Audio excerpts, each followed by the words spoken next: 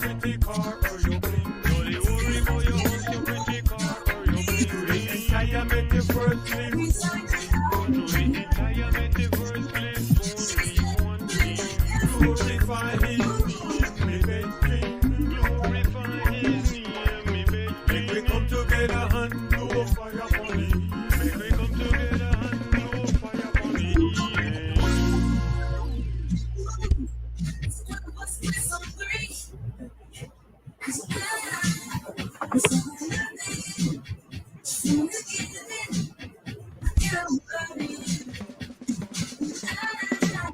Blessed is the man who walketh not in the counsel of the ungodly, nor standeth in the ways of sinners, nor sitteth in the seat of the scornful.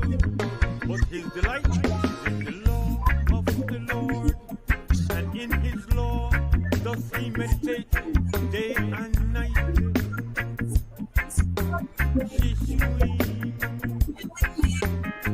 Glorify his name, me brethren. Glorify his name, me brethren. Make we come together and blow fire upon it. Make we come together and blow fire upon it. Don't they worry about your house, your pretty car, or your bling. Don't they worry about your house, your pretty car, or your bling. The entire metaverse live only. The entire metaverse live only one. Me hold a meds and say everything clear. They said the end of the earth is near. World War III, nuclear. Keep an eye upon the eagle and the bear. Oligarchs and billionaires. Space is the next frontier. They want breed glorified here. As a alone sitting in the high chair. Glorify his name, me brethren. Glorify his name, me brethren. Make we come together and blow fire upon it. Make we come together and blow fire upon it. Don't they worry about your house, your pretty car, or your bling. Don't they worry about your house, your pretty car, or your bling. The entire metaverse live only. The entire metaverse live only. Global warming have the place the bake. Tsunami and earthquake. Then they leave land, they try to escape. Ye of little faith, we don't know we're real or we're fake. You have to watch the food you put on your plate. In the lab manufacturing steak, could I never flow to the general gate. Come on, man, the people are not calling back smoking. I called him today again. No, I called him yesterday. No answer. Then he answered the phone.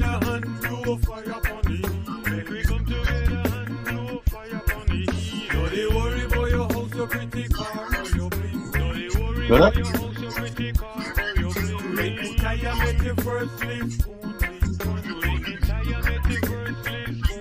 Chemtrails, the rain down pollution. Illicit Oh, I don't know what that works. I don't know how that works. But you know, but smoking, you know, I'm live right now, right? I'm on live right now, so I hit what I done.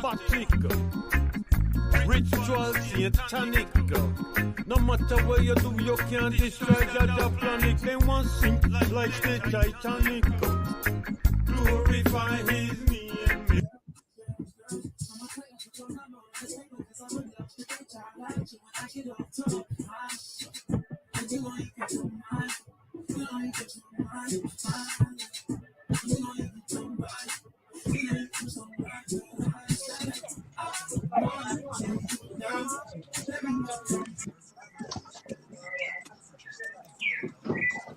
Evening, everybody. How are you? Good evening. Hello. Good evening. Greetings. Thank you for invitation. Thanks. You're welcome.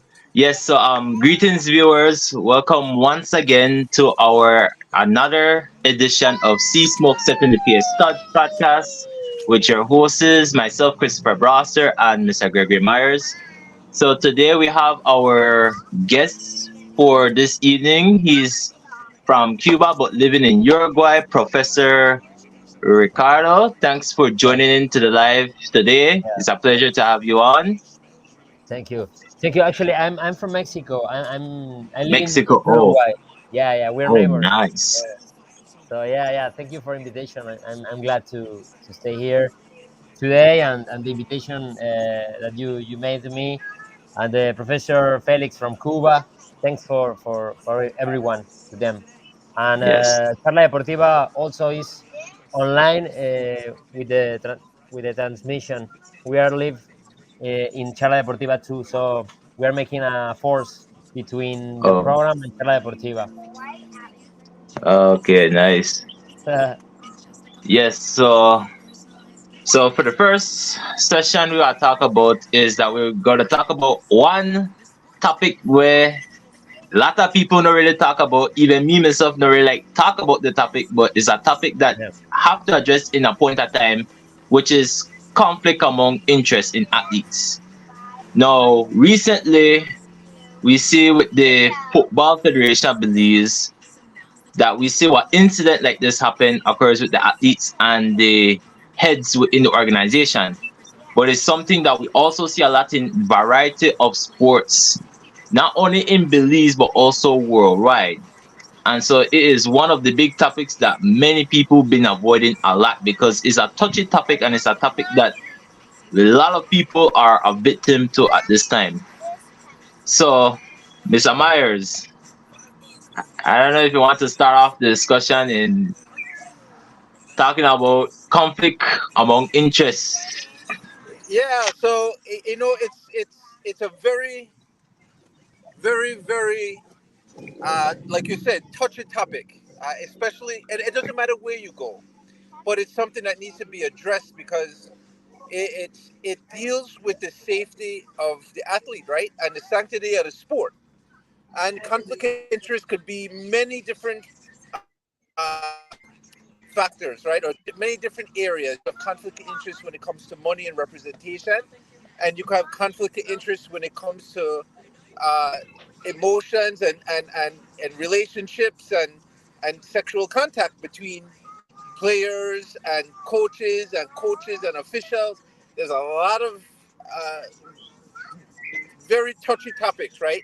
And Yeah. we have to deal with it. And when it's all said and done, at the end of the day, it has to be what's in the best interest of the athlete and the sport. Yes, because what happened is like one of the biggest part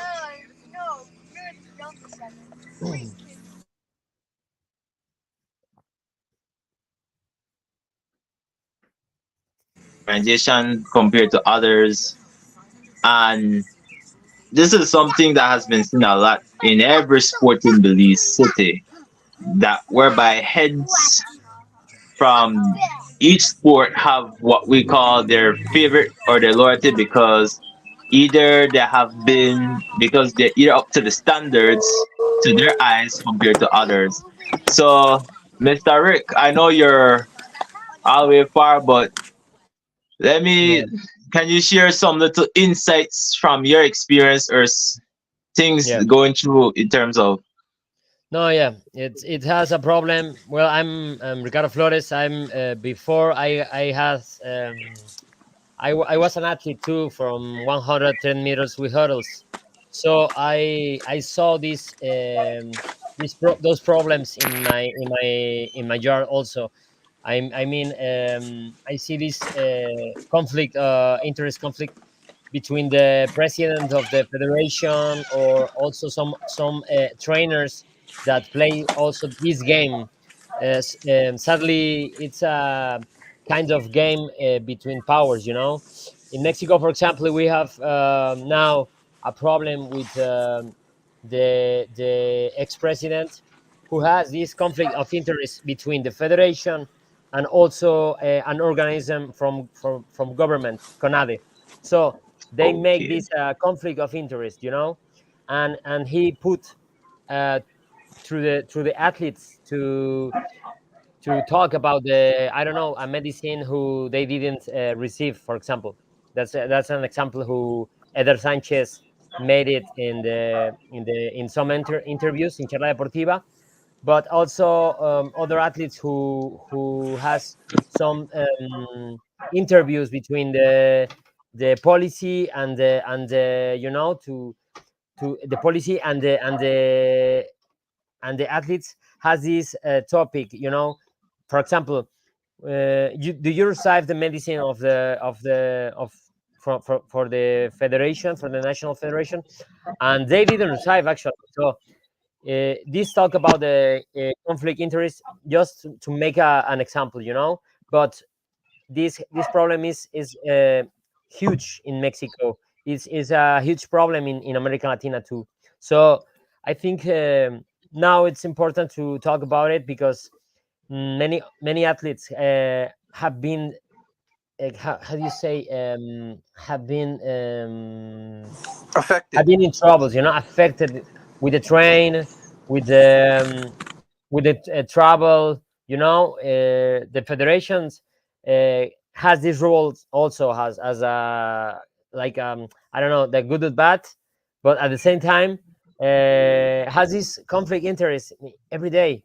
So this happens with some friends of mine in athletics. So just in athletics. Also, we have natation, swimming pool. We have football. We have other sports, but just in athletes, in athletic, it's a big problem, a huge problem between Mexico Federation and the government. Yeah, thanks. It's very interesting to know that, government and the organization, because what happens is that government may have the tendency of supporting who they want to because of their political gain, while the athletic organization tries to support each athlete's best as Yeah, possible. And we see that there's a lot of fights and power struggle between the both sides, because at the end of the day, it's like if one doesn't favor for the other, then there will yeah, always going to be a back and forth situation. that's true. Um, yeah. Yeah, if I could add something to that, one of the things that we should all strive for is to set standards, right? And with athletics, at the very least, oh, if we set standards, then nothing can be misconstrued or taken like, oh, you like this one better, that's why we send this one. So that's with the team sports, with football and basketball, a lot of that is subjectivity, right? So look like Okay. right now in the United States, they don't choose Caitlin Clark for go up on the U.S. national team, and some could say rightfully so. She's not one of the 10 best players, but she brings the most money because everybody wants to see Caitlin Clark. That would be not so Mhm. much a conflict of interest, but it could turn to a conflict of interest if they put her on the team because of money, because she Yeah, brings more money, not because she's a better player, because she yeah, brings more money. Whereas in yeah, athletics, if there's a standard, boom, there's a standard, right? You need to make yeah, this qualifying mark to get to the trials. And at the trials, you may have had the fastest time when you come in the trials, but you come in fourth. Guess what? You're not going because you have to do it at the trials, right? And that's, but as long as these things are communicated ahead of time and they're properly disseminated and people understand it, it could avoid those things as far as in athletics is concerned, right? Because we everything is a standard, right? We Yeah. can't just send who we want to the Olympics. They chose who because we didn't have an athlete who made the standard. They chose who they were going to take to the Olympics. So those things are taken out of our hands. But again, it comes down to the numbers, right? So that part of selection process or whatnot, conflict of interest in athletics within our perspective in Belize would be minimal. Where conflict of interest can come into place is, let's say, for example, somebody says, "Oh, I want to sponsor my athletes for go to our trip." No, it doesn't work like that, right? If an organization wants to support the national team, then they support the national team. The association will decide where the funds are appropriately managed, and it should go from the top down, right? You Yeah. pay for the best athletes first, not the best because they're a better person or whatever, but this person has a faster time. Those persons get to go and get that money divvied to them first, right? In terms of going on trips and so on and so forth. But we can't allow just because you have money, you want to decide you could pick and choose who you want to send on a trip. It doesn't. It shouldn't work like that.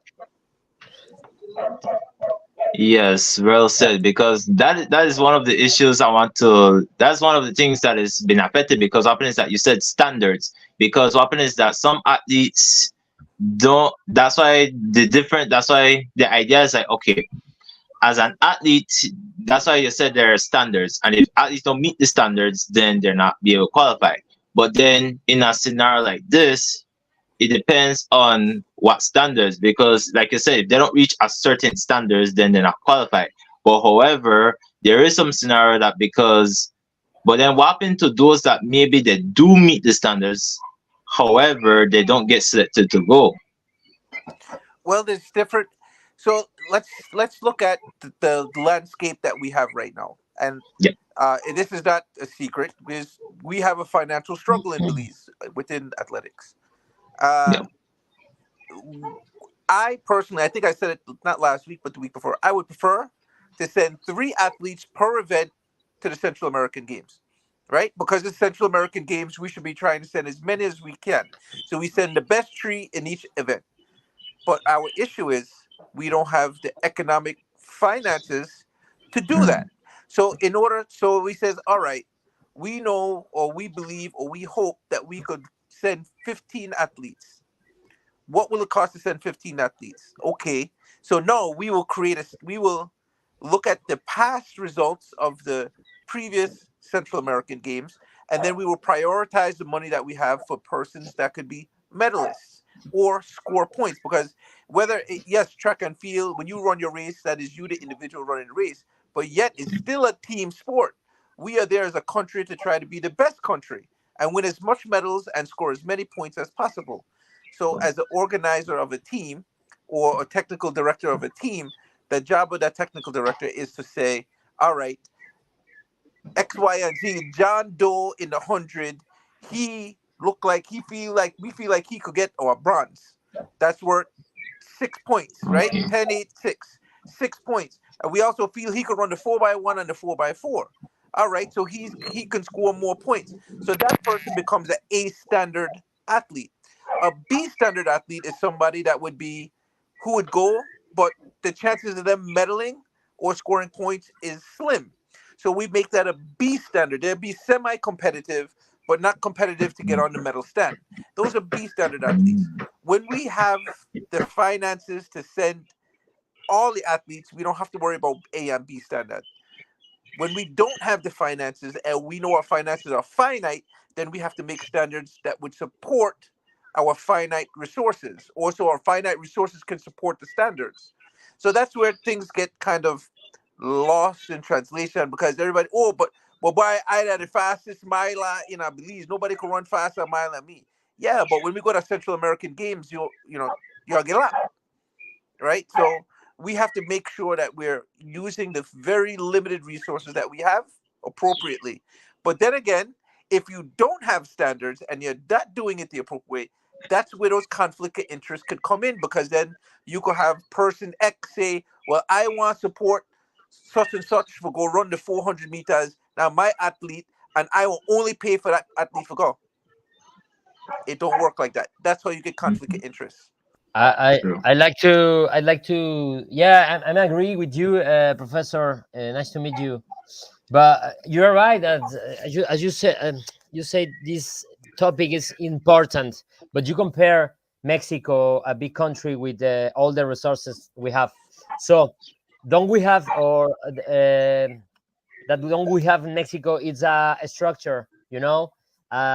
We have this president making corruption things or expressing corruption things with athletes, and we have the money. So what is happening in real of these topics? I think the power is a one of these topics in Mexico, for example, and in small countries as Uruguay or Belize, maybe the structure can be or can have some problems with the elections with this money can send to the athletes for real, because we have the money in Mexico. We have the support of the government. But what happened with the all the base, all the fan base in athletics, for example? We don't have the support of the people.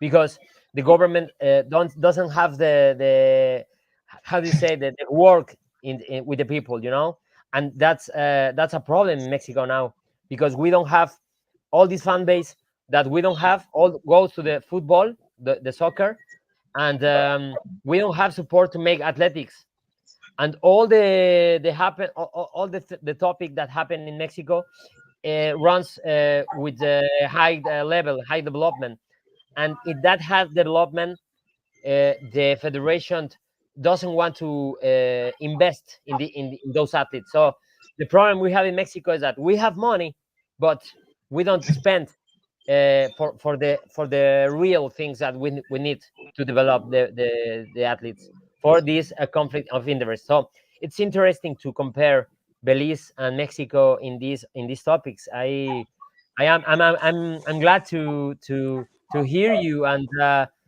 actually when I see some guy or some girl from Belize in athletics, I'm glad to see, because this for me show that you have a little structure that it's working. Now we have this top marks to Olympics, and we don't have actually athletes in Latin America, just in walking race or some other sports. But Grijalva. we Grijalva have is in Guatemala, some in Peru, actually Colombia. Honduras has two young men that ran 144 and 145 for 800 just this last week. Yeah, that's true. Mm. But the general problem is that we don't have how you say it in English is a political volunteer to make the things work it out. We don't have this support of the structure. Maybe that's why it's important to talk about this topic, not in Belize, but in Latin America. Yeah, it's funny as you're making a comparison. Belize and Mexico are polar opposites. Whereas in Belize, we do not have the financing and we spend to the point where we are absolutely negative in order just to have the very basics and to send to the very basic meets that we have to go to. Whereas on the opposite hand, Mexico has all the resources, Yeah. but Yeah. they don't spend it, and it's not being utilized appropriately, right? Where there's no grassroots any efforts, whatever. Whereas Mexico has the high end development because they a lot of the kids that are athletes, especially middle distance and the throwers, are training in the States, right? Yeah. And where Belize, our strength, yes, we have a few athletes that are competing at a high level, but our youth, our infant level athletes dominate the region, but there's no development for them at the higher echelon, right? So it's interesting to see the dynamic completely shift from two neighboring countries, um, and but learning from that and being able to have the conversation. Hopefully, it could bring. Uh, it may be a more challenging effort to bring Mexico because it's such a big conglomerate, and is we it. Let's be real. Money is what dominates and directs them. Whereas Belize, we're still infant in this whole process. We are developing and we are structuring. So, and while there are challenges with that, we can fix some of those things or rectify them. So hopefully one day when we are at a elite level of competition in the world stage, that we'll I- be prepared for it. Imagine that. Imagine that people here in Mexico. Well, in Mexico, the athletes who goes to the World Championship has to pay $500 to compete in the World Championship. And the president asked to the World Athletic this money. This is corruption. Mm. And you talk about you cannot go in Belize. So imagine that the huge problem we have. And also other topic that is important. We are working with Costa Rica with Sergio Molina. It's Yeah. a trainer there in in this area, and we need to work together to solution these troubles in our areas, because we need the voluntary and political voluntary, we have to Yeah. fight for the rights of the athletes. We have to learn about the rules around the athletes. For me, for example, when you remember the Pan American Games in Guadalajara in Yeah. 2011, well, we were the the house of the Pan American, and our president of federation asked asked for the athletes a minimum mark in Mexico. After the years, I read the Pan American book, and I see a topic in the Pan American book and talk about the we don't have to make a mark because we are a country of this party. So could you imagine all the process we live in these troubles that we are talking about today, the conflict of interest that would happen in Mexico?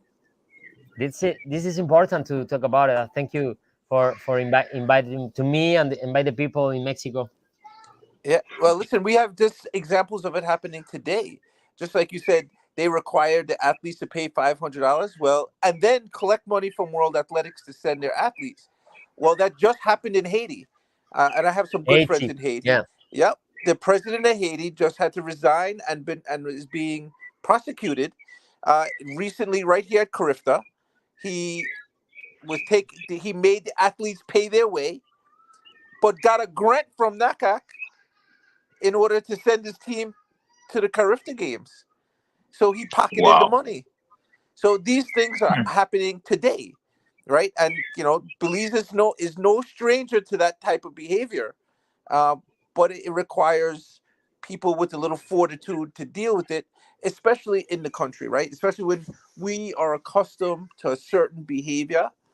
Um, to change that mindset, to change that train of thought.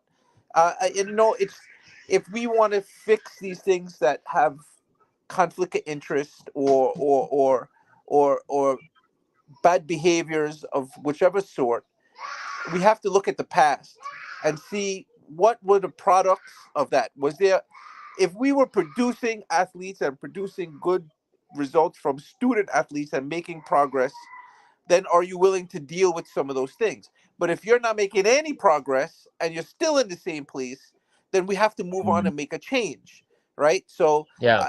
there's going to be some level of nothing is perfect, and the only perfect person, his name was Jesus Christ, and he's not living, and I'm not him. So we're all going to be make mistakes, and but with that being said, what's the cost benefit, right? We can't continue to do things the same way and get nowhere and expect change. That's called insanity. We have to make changes. And having these discussions hopefully will bring us to a point where we're educating not only ourselves, but the persons listening in, so that we have a better perspective of each other's thoughts, so that we can, make better, decisions for everybody. Mhm. Other Yep. topic that thank you, Professor. Can I have I time for say other thing, Christopher? Yes. Can I? Yeah, but go No, there. that many people. I don't know what happened in Belize, but I think, and I need to know what do you think about it.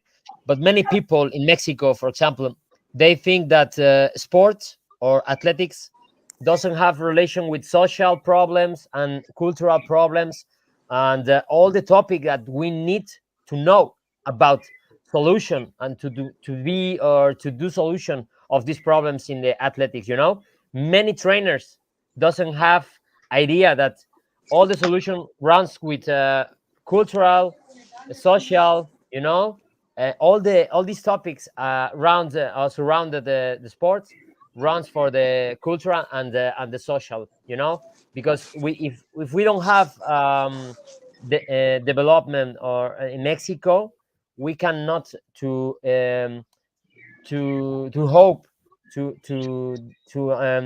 have an athlete, I have a sport. We need this basis fan base we need to do that in the barrios, in the neighborhoods, and the you know to understand all the high level performance.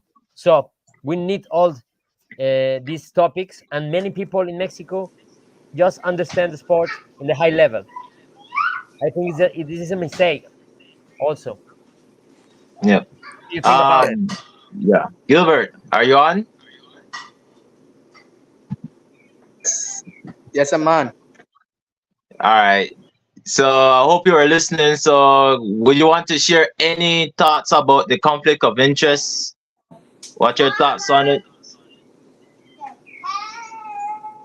Well, I don't have no thoughts on it. The same thing when the man said at the school, like the $500 when me have to pay for the entrance, we pay less than that. So like I know I can reflect on that because even though we pay $10 for the entry for the sign up for the nationals and then stuff, as long as if we push the one towards it and want it, we could do things. So make sure I'm stop the entrance and stop payment entrance for make people give it a try. Sometimes we might not have the money to do it, but we will give it a try.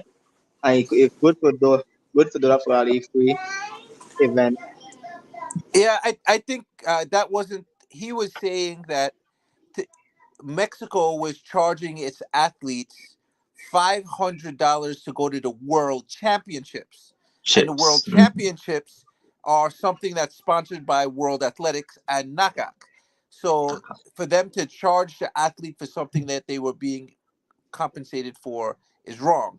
Whereas every national championships, whether it's America, Mexico, Guatemala, you have to pay an entry fee. That's every national championships everywhere. That's not something that. In fact, it's almost. I think it's if I'm not.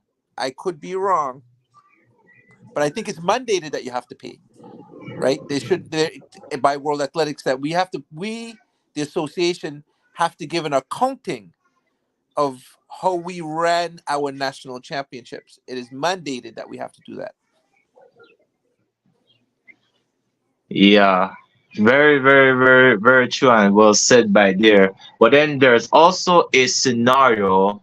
I think last week I shared some lights on it that whereby if an athlete, because there are some points in athletics whereby if the athlete, let's say for example, they manage to have compete to a certain extent, but however, let's say because the fact that, let's say for example, let's look at a scenario with me in 2021 where I remember when I did a good time at the 800 meters. It was 2 minutes 4 when I did my first 800 meters. Now, the first national team, I was supposed to go to Costa Rica. But what happened was that due to the finance, I was cut out. But however, somebody who ran the 800 with me that I kind of excel more to that concept. I was being short sighted of be able to have compete to have got probably a PR out there. And there are also some scenarios that these things happen that actually discourage athletes or to the point that something like that it's like a missed opportunity. But it's like in scenarios like these, like how can athletes be able to reconsider scenarios like these, or how would you go about addressing something like this? Was that to me, Chris? Well, it's open to anyone to discuss. It's Okay. open. It's Well, open. I can say this, right. Yeah. There are many opportunities that not many opportunities. That's the wrong word. There Yeah. are many times that same scenario has happened over and over again. The bottom line is that if you make a qualifying time, you make a qualifying time. We like I'll give you an example. In fact, right now is a prime example. A person was selected. Mr. Sean Gill was selected to go to um, Olympics, right? Yeah. What if another athlete comes along and runs a faster time right now, doesn't make the Olympic qualifying standard, but runs a faster time right now, it's too Mm. late. The selection was made based on the time that that person ran at that point. While it's Point. discouraging, right? But that's why standards and qualification dates and those things are very important, and why you have to be, when it's time to compete, you have to be prepared. There's no tomorrow in track and field. Today's the Olympics. Today, yesterday, in the trials, you ran 9:75, number one time in the world. But today in the finals, you run 10 flat. It doesn't matter. Time doesn't matter. Time doesn't wait on no man. So Mm. in your scenario, it's heart wrenching, but there was somebody who ran faster than you on the trials date. And that's what has, and I wasn't in the association in 21. But Yeah. based on what you're saying to me, it's unfortunate, but that's the nature of track and field. It's on that day when it's trials day or when it's national championships day. This is selection day. The best man on that day wins, and that's I don't. It should never be you. I don't want you to think that, or any athlete, to be discouraged if they don't make the mark on that. It should encourage you to go back to the drawing board and says, what do I have to do different so I am better prepared the next time I get the opportunity to compete to go to on a national trip, right? So if you run 204, well, now you know me. It says, Coach, how Oh, can yes. we, how you could get me to two flat? Is there a possibility to get me to? How can we work towards that goal? Because I don't want to miss this trip again. And Yeah. then we work towards that goal, right? So don't take it as discouragement. You have to try to take everything as a lesson learned. If you didn't win, now if you won and you had the fastest time, no problem. Then, well, it would be a problem because then they sent somebody else and they should have sent you. But because you Yeah. didn't win, then again, finances were probably finite. I don't know. Um, I don't know what was happening at that particular time within training and the selection process in Belize, so I can't comment on it. Yeah. But we have a question here. It says, who Yeah. preps athletes for qualifying tournaments and sending in records data at their timing? Amen. Well, in this day, in 21, it was there, and today even more so.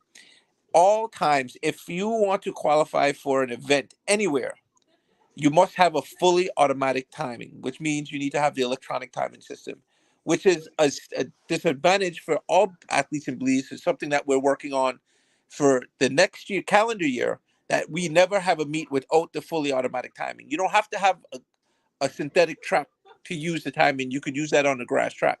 But the point being is you have to have that fully automatic timing. With that being said, you have athletic.net, Mile Split, TFERS, Roster Athletics, Direct Athletics. They are all the databases that have all the times. So, and they'll tell you if it's a win legal time, if it's a not legal time, right?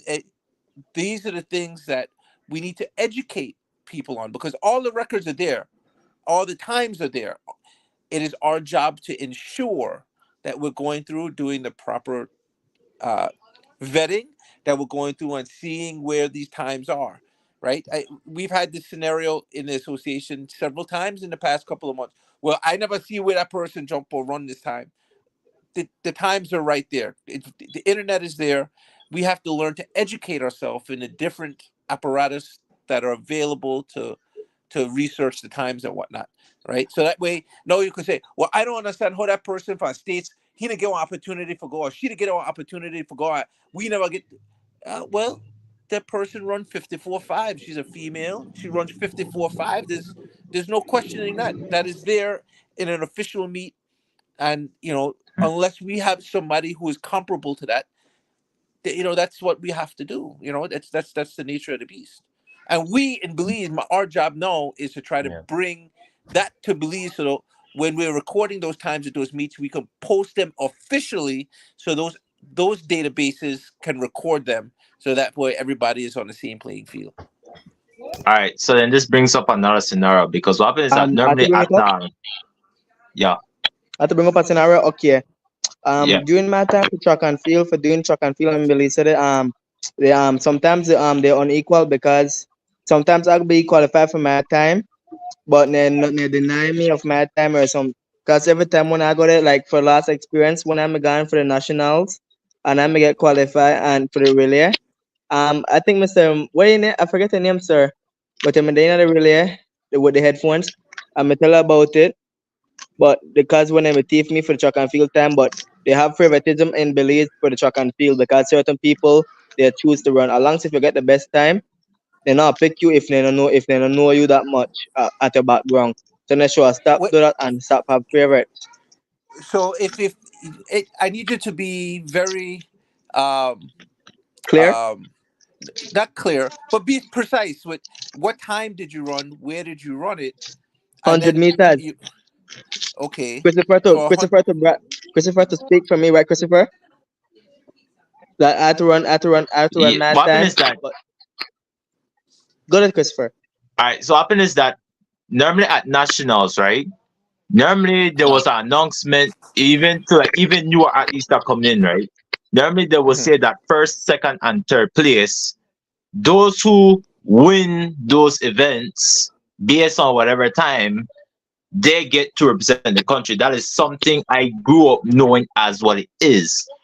However, now that you bring up the thing about time, international standard skills, this is where the scenario between athletes they feel that because all right, let's say the top trees are right here. Let's say right here, for example, 100 meter. Let's say Gilbert Bond get first place. Maybe at a time of let's say he get like let's say like maybe 10:49 or 10:50, and second place get maybe 10:98, and then third place get 11:10 seconds for that.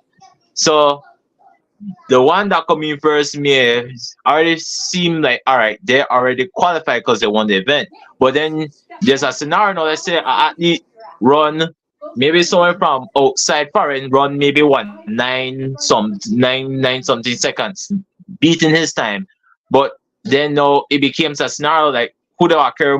Like again, this is where they're going to decide whether they're going to carry the one that win there because they compete at nationals, or the foreign that compete maybe at a different event that managed to maybe do a better time. And this is like one issue that many athletes, even myself, sometimes kind of have to query on. So I don't know if you can So that's weigh out or absolutely plan to.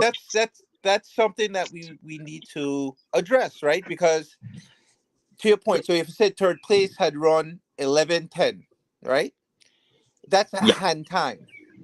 In order for us to take that hand time, there's a conversion. First, so if it's 11:10:1, automatically that becomes 11:2. Then you have to add 0.24.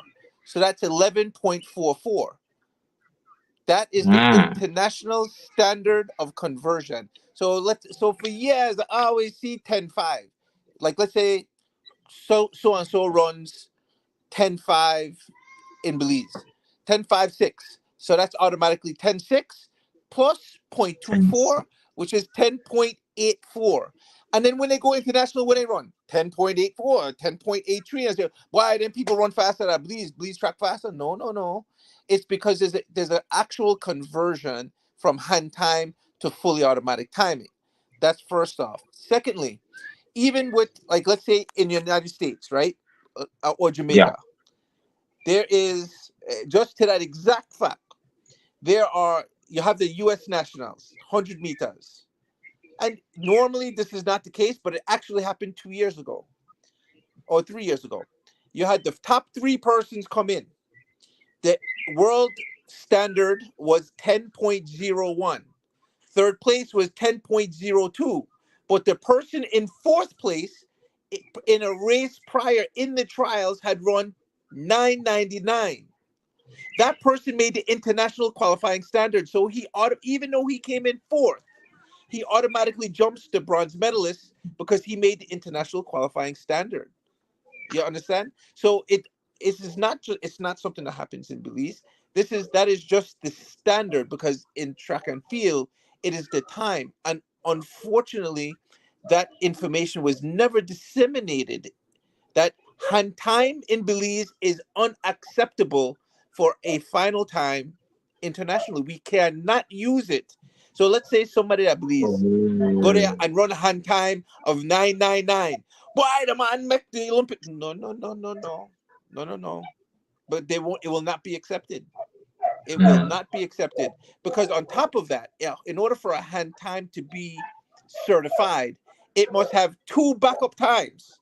So you have to have three persons timing one individual, and the middle time. So if you get three people timing that person in a race, and the first one says 991 9, the next one says 10:02, and the next one says 10:01, you have to take the middle time, 10:01, which makes that 10:1, which makes that 10.34 with point. You see how this changes really quickly. So But why the these, point? But why the point three something in each? because Like, that is what has been deemed by international, by World Athletics and every international organization, as the conversion from hand time. Whatever the hand time is, round it up to the 10th and add 0.24 for all races, 100 and 200 meters. hmm, I okay, can I say something? sure, sure. Absolutely. Thank you. No, that's true, teacher. Thanks for this topic. But in that way, I can say to we have to talk about the sport development. You know, because otherwise we cannot to understand why all America from Mexico to Uruguay cannot go to Olympic. You know, we have to talk about the sport development in all countries, for example. That's why maybe US can make these marks on the states, because they have a system also they support, really competitive. But also, before that topic we are talking about, I have to say that this topic in Uruguay, I learned in Uruguay: what you don't measure, you cannot control it. What you don't get into control, you cannot manage it. When you don't manage it, you can improve. You know, it's also all we have, all the topics that we talk about today. We can make better effort to bring solutions to all these topics. You know, and we have to talk about these topics every day to culturalize the professors in the athletics. In Mexico, we have this trouble since 20 years ago, and now Hmm. we are in troubles because we don't have the support to make Olympic marks, you know, and we have all the money, but we don't have the system. And these topics happen in all of Latin America, as we said in the first time of this chat. So I think we have opportunity to talk about also for sport development before to talk about the marks, or you know, because it's okay to talk about the World Athletic uh, measure, or these marks, you know.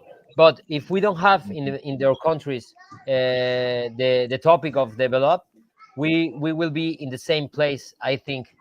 I don't know, what do you think about this? Hmm. Hold on. So I was just addressing some of the questions, and it's exactly to what you're Yeah, saying is in terms of development, right? yeah. We're having a workshop this weekend. Some of my very close friends and colleagues from Jamaica, uh, one Marlon Gale, who studied in Cuba and is at GC Foster right now. His wife, who is a head coach at uh, in Jamaica, and Mr. Neil Harris, who is Harrison, who is the head coach of Jamaica College. They're all being Belize this weekend to discuss that very topic. Right? We need to have how do we nurture our development to bring the education of the sport up in Belize, and I believe that that is key to our development, right? So once we bring our knowledge base up, then we start understanding how the development will be more successful for our athletes in Belize, right? One of the comments was, how do we train our officials and referees? Well, that's one of the major topics of this workshop that we're doing. That onus comes on us to bring education and bring the knowledge to Belize, right? And once we start providing that avenue of education and knowledge and wisdom, our hope is that persons like you, Christopher, and everybody else can come and take part. So I encourage you, go on the Facebook page for the association, sign up on that Google form, and come and learn from the other persons who are mightily successful in the sport. You know, and you don't have to take my word from it, right? I have my successes in the sport, but I could scream it from the mountaintop. When we bring in other individuals that are equally or more accomplished in this sport than we are,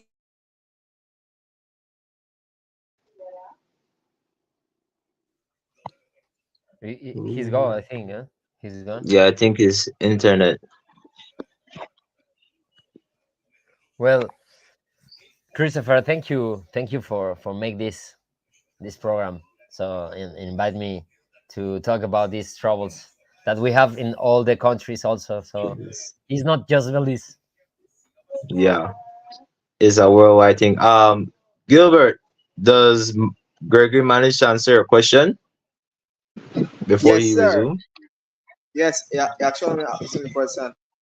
Thanks very much. Yeah, yeah.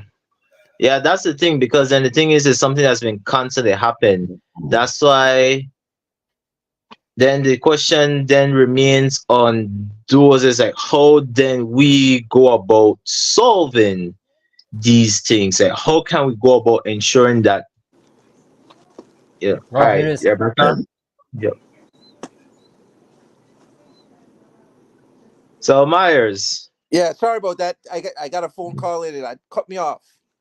All right. What was the last Yeah, thing you heard? so what happened is that, because since this is a big issue, very controversial, what you think might be best strategies or steps in addressing conflict of interest, and to find solution that is very equitable to both athletes and the organization in hand. Start coming to these workshops and let's get educated. That is absolutely number one. The biggest issue is lack of knowledge and education in the sport. Because while I may be saying I'm saying something that's completely foreign. Nobody, for just the simple fact of the conversion things, most people didn't know that. But that is the absolute reason why the times are necessary, right? Uh, if we know, they had this saying, right? As I'm 45 years old, I used to watch cartoons a long time ago, and there's one Yeah. cartoon was GI Joe, right? And Yeah. at the end of it, knowing is half the battle.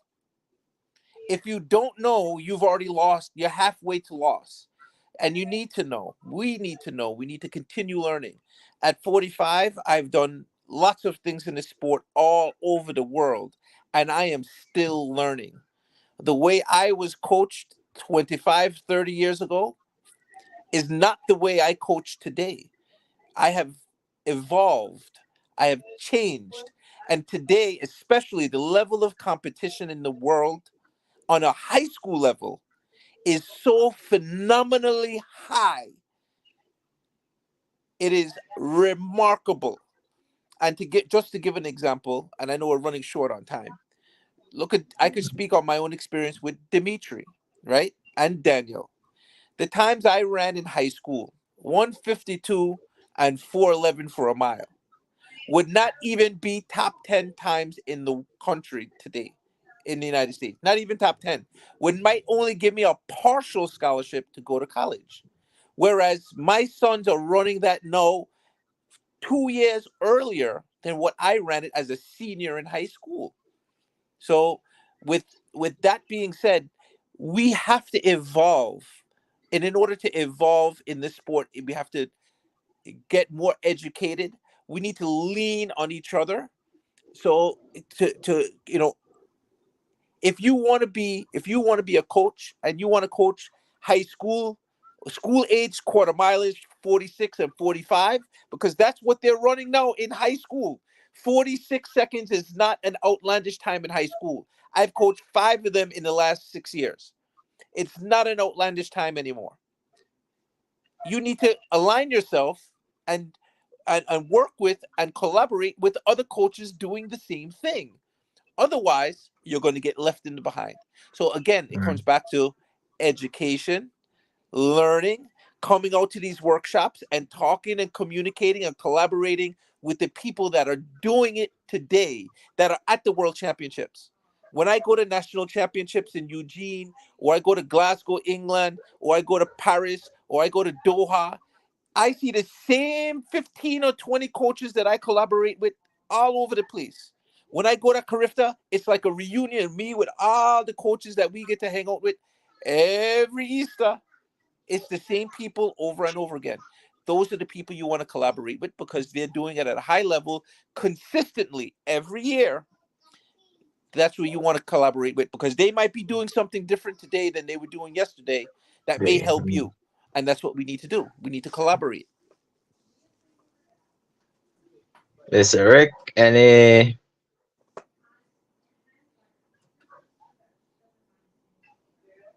Yeah, that's true. Thank you, Mayor, for saying these words of support, and that we need to collaborate. We are making a big effort to make this kind of topics in the media because all is cultural. We have in Mexico also. I didn't mention. We have trainers that are using training from 4 years ago or 50 years ago, and they think that is normal to put struggle to the kids, and also this is other topic, other problems that we are making now with the small kids that don't want to go to the athletes because they think that is all forced to make it difficult. And no, we need open-minded. We need to open-minded to collaborate each other, and we need to see us as a big continent. From Uruguay to Mexico. Can you imagine to go from Belize to Mexico City or Sonora, or even to Playa del Carmen to run there with the people, and also bring the central part of Mexico to go to Playa del Carmen to make a meeting there, to also to develop the area. So we need to work together. Christopher has been decided to make this effort. So don't lose it. We need to make this effort together as a continent. Yeah, well, you know what? Cadika, which does not include Mexico, sadly, is already doing that right now. So this is something that I learned in the last meeting for the U18 and U20, that we Belize have been invited to every Central American national championship. That we can send and all the Central American countries schedule Yes. their championship 1 week apart from each other. So we could go to Costa Rica this week and then send the national team to El Salvador, then back over to Yeah. Honduras, to then Nicaragua. That we're the only country in Central America that is not doing it. So yes, we have to. We now are going to start collaborating to do those things because then that gives us more opportunity for our athletes to go and get those FAT electronic times. And I Yeah. did want to touch back to one thing that we skipped over that Yeah. We ha- Before Mr. that, Flores I has want to. made. Uh, Yeah. What he happened made is that. mention. Uh, Got it. we're out of time, right? No. What happens is Oh, I want to bring up something real quickly. go ahead. No, I like the idea now that they're inviting Belize in different Central American games. Now the question now I want to, maybe if you could quickly answer then, how can you ensure that we ensure that athletes get the opportunity chance to experience these things and not the same athletes over and over getting those same opportunities over and over? Or what will be the most effective way to ensure that each athlete get the opportunity chance to be Well, able to? the most effective way is for the new year that we do our schedule that is Mm, conducive to allowing that to happen, meaning that we're scheduling our national championships not as a selection apparatus, but as in conjunction with the other Central American countries so that we can use it collaboratively, so that we can have the Costa collaboratively. Ricans come here. I mean, maybe right now it might be difficult because we don't have a facility to do that, but at least Yeah, we can do it with them, right? Whereas if we're yeah, not doing it in the collaboration with them, we're never going to be able to take advantage of it. So that's the first thing. yeah. The second thing is pushing and encouraging individuals, you Christopher, or you University of Belize or whatever, to host your own meets, because it is not the responsibility of any federation or association to Sure, hold for any sure. other meet but the national championships. Yeah, We can sanction the meet. We can help you with your officials. We could help you run the meet, but you or we individually should be running our own meets.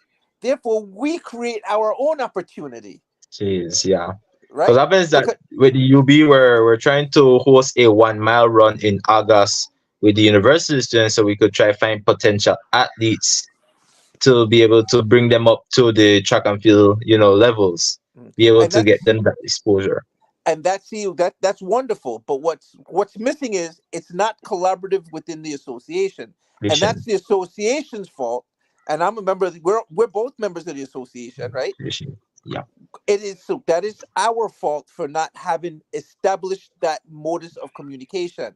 Whereas coming soon, that is going to be it'll be mandatory in order for you to have that race and have it sanctioned, that you have to come to the association and says, okay, what do we need to have this sanction? Okay, you need to have insurance. You need to have it needs to be wheeled out properly by a certified official, and you need to have a starting official and a finish official, and you have to have medics. Right? Those five things have to be there. We sanction it, so any results that happen there on that road race 1 mile can be official results that can be yeah, used for selection down the road. You see how we're doing it? It's called yep. communication, Vision. collaboration, and it's called having equity. You talk about equity, that is how we have equity, right? By people taking ownership over the things that we do. We make our Mm, own opportunities. yeah. That's true. That's true. That's true. I have a one question, Gregory, Mm. that happening in Cadeca. Is it the same people as always, or is another people to are making these events between all the countries in Central America? So the associations of Cadica, Guatemala, Belize, Panama, Costa Rica, Honduras, Nicaragua, El Salvador, we all have a vote in these things. So each Central American Games, there's only a few countries, Panama, Costa Rica, Guatemala, El Salvador, that have. Nicaragua has a track, but it's not really up to the par to host the major games. So it's really only circulating between the three countries, right? Or Yeah. four countries.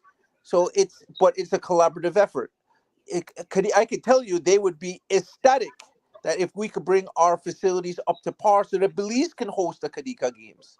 And Oh, then yeah. if once we start hosting a games, all right, well, no, we don't have to travel nowhere.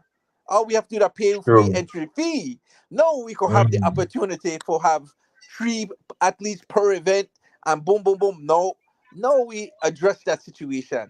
But it comes to having collaborative effort, cohesive collaborative effort that is structured through the association, because that's how it's supposed to be.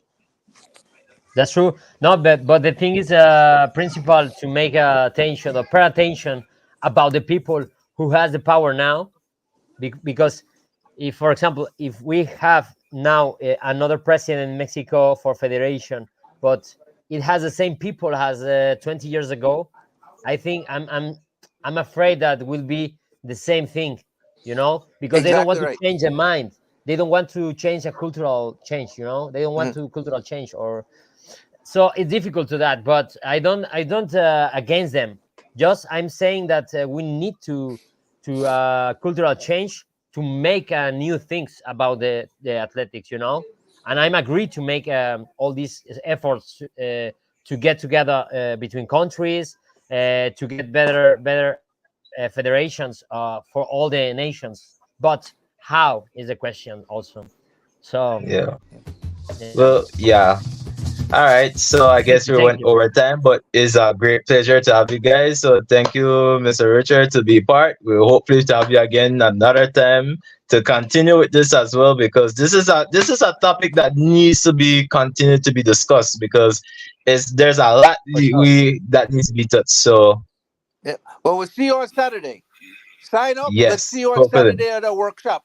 Right, G All Mike. right. I hope you could promote the workshop. We have some of the best coaches in the world coming to Belize on Saturday.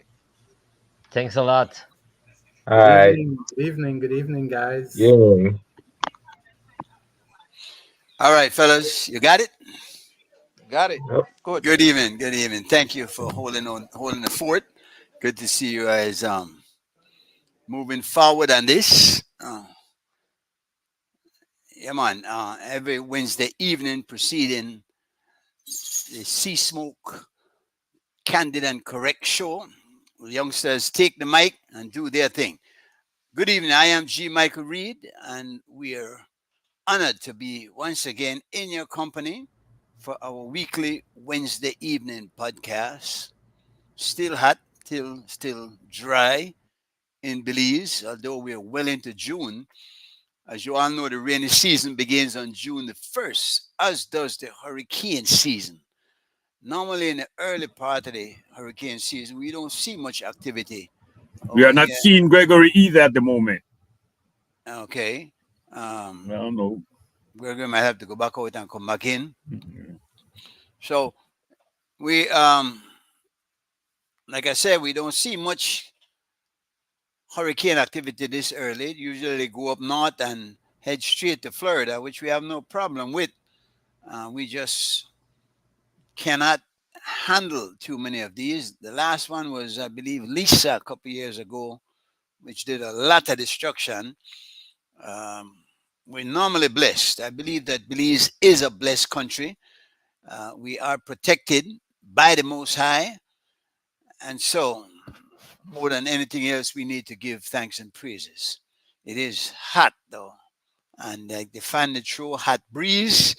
I'm not an AC kind of guy, so I wouldn't even consider an AC.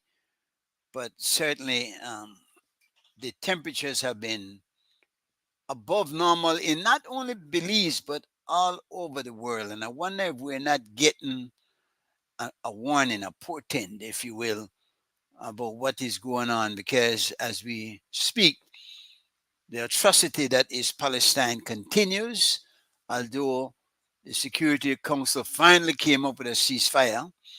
I see some of the flash, at least something there. Even the U.S. agreed to that this time, but still, Netanyahu has said, no, I'm going to do what I want to do. I don't care who do it. If I got to fight with fingernail, if I got to go it alone, me one going over there and beat all of them. We certainly know that he can't go over there and do nothing without the weapons being sent by the United States of America. So we'd hope that the Americans finally see the problems that are being caused by funding this atrocity and bring it to a stop. They can stop it in a day if they want to. All they have to do is say stop, and it will stop. because if they stop the flow of weapons, the Israelis have no way to continue this war. The next war continues in Ukraine, another major problem for the world. And again, we get to the point where maybe it's a warning, because the book of Revelations does speak about wars and rumors of war and all that's going to happen coming towards the end. I'm not a church going fellow. I'm not ultra religious as such, but I can tell you that in this day and age, all that is happening, it makes one wonder if maybe there's not more than a little something to the words that were written so long ago and passed down to us through the ages. We're hoping tonight to be joined by our regular co-host, Gregory Emerson. I see him trying to get on, but something is wrong with your camera, Gregory. I believe it might be not on, because we're not, I'm seeing blank. I'm not seeing, I see your name come up. I see your attempt at trying to come on. There we go. All right. You're kind of distorted there. Can you speak? Am I going to hear if you say something? We're also expecting Joe Kawhi. I heard from him a little earlier. He is in town, so we can look forward to him joining us sometime shortly also. And a very special guest tonight, a lady that is always interesting to speak with. Lisa is here also. Good evening, Lisa. Hi, good evening. Good evening. Yeah. Can you hear me? We can hear you now, Gregory. Yes, now I Can can you hear see you. me? I can see you, but you're not moving. You're frozen. You're as unmovable as the piano in the corner. So you're frozen there for some reason, but I can hear you, and yes, I can see that you're on. Yes, Miss Sharon Pitts is supposed to be joining us tonight, and I'm looking forward to a conversation with her. There are quite a number of issues that we can discuss and should be discussing. I see the government finally signed a collective bargaining agreement with the unions, and they are elated about that. Seems like it's going to cost the government a whole lot of money, add to an already expanding wage bill. That means more taxes for the regular person. Everything is going up. The price of bread just went up last week.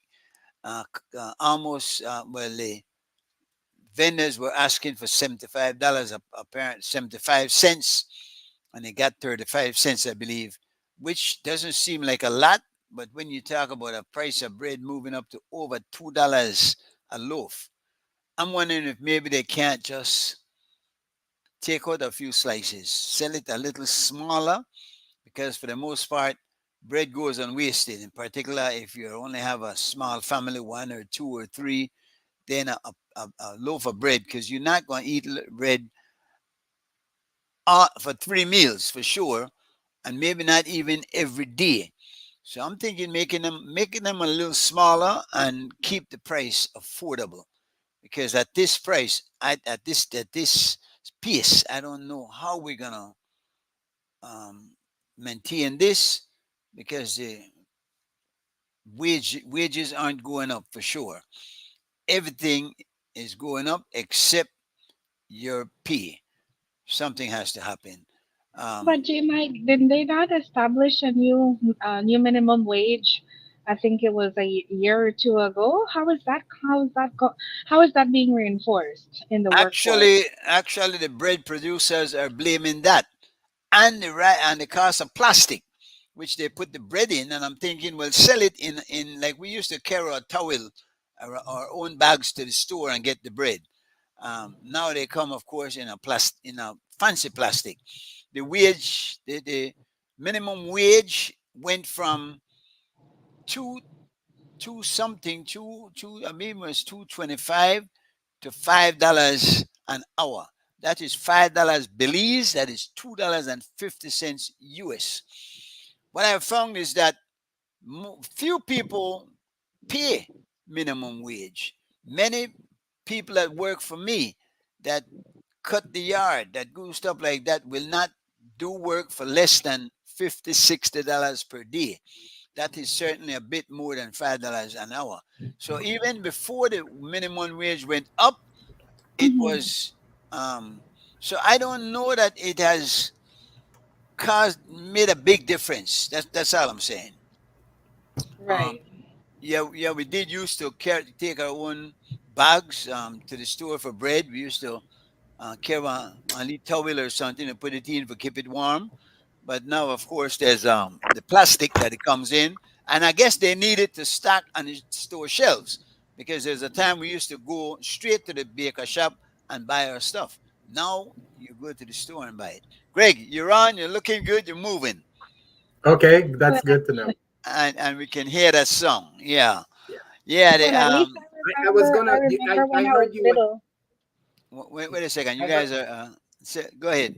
One at a I time. heard you were talking about Israel and the arms dealing and stuff, but you have to also remember that Israel is a very large arms supplier to the Caribbean and to some parts of Indochina area. You know, the Philippines and Central America and South America. They sell a lot of arms in those regions. That's gross earning for that country. So I think the difference is the weapons of mass destruction, if you will, the 2,000-ton bombs, the guided missiles, the jet bombers. These are the things that they get from the U.S. And That's what correct. they sell to these countries are like the killing machines, the little Uzi guns, the firearms, the small weapons, but still killers, no? Yes, yes. Yeah, I just wanted us to not miss that. Correct. Yeah. That they do have significant arms production capability on their own. In fact, I don't know if that's not what they do more than anything else is produce weapons, because they do produce a a lot. lot of weapons. Yeah. And then, so while they're selling to the other countries, they're getting theirs from the U.S. We know that the U.S. and even Germany, they said Germany is the second largest supplier of weapons to the Israelis. So I have an issue myself with even the name Israel. I don't think they ever should have named that state Israel, because Israel is not a state as such. Israel are a people. Israel are a religion. I think, and that is the problem, and that is why many people are afraid to even speak out, because the Bible tells them that if you speak out against Israel, you're going to hell. Now, I can't see you going to hell for telling somebody, no kill no babies, no kill no women, no kill no innocent civilians.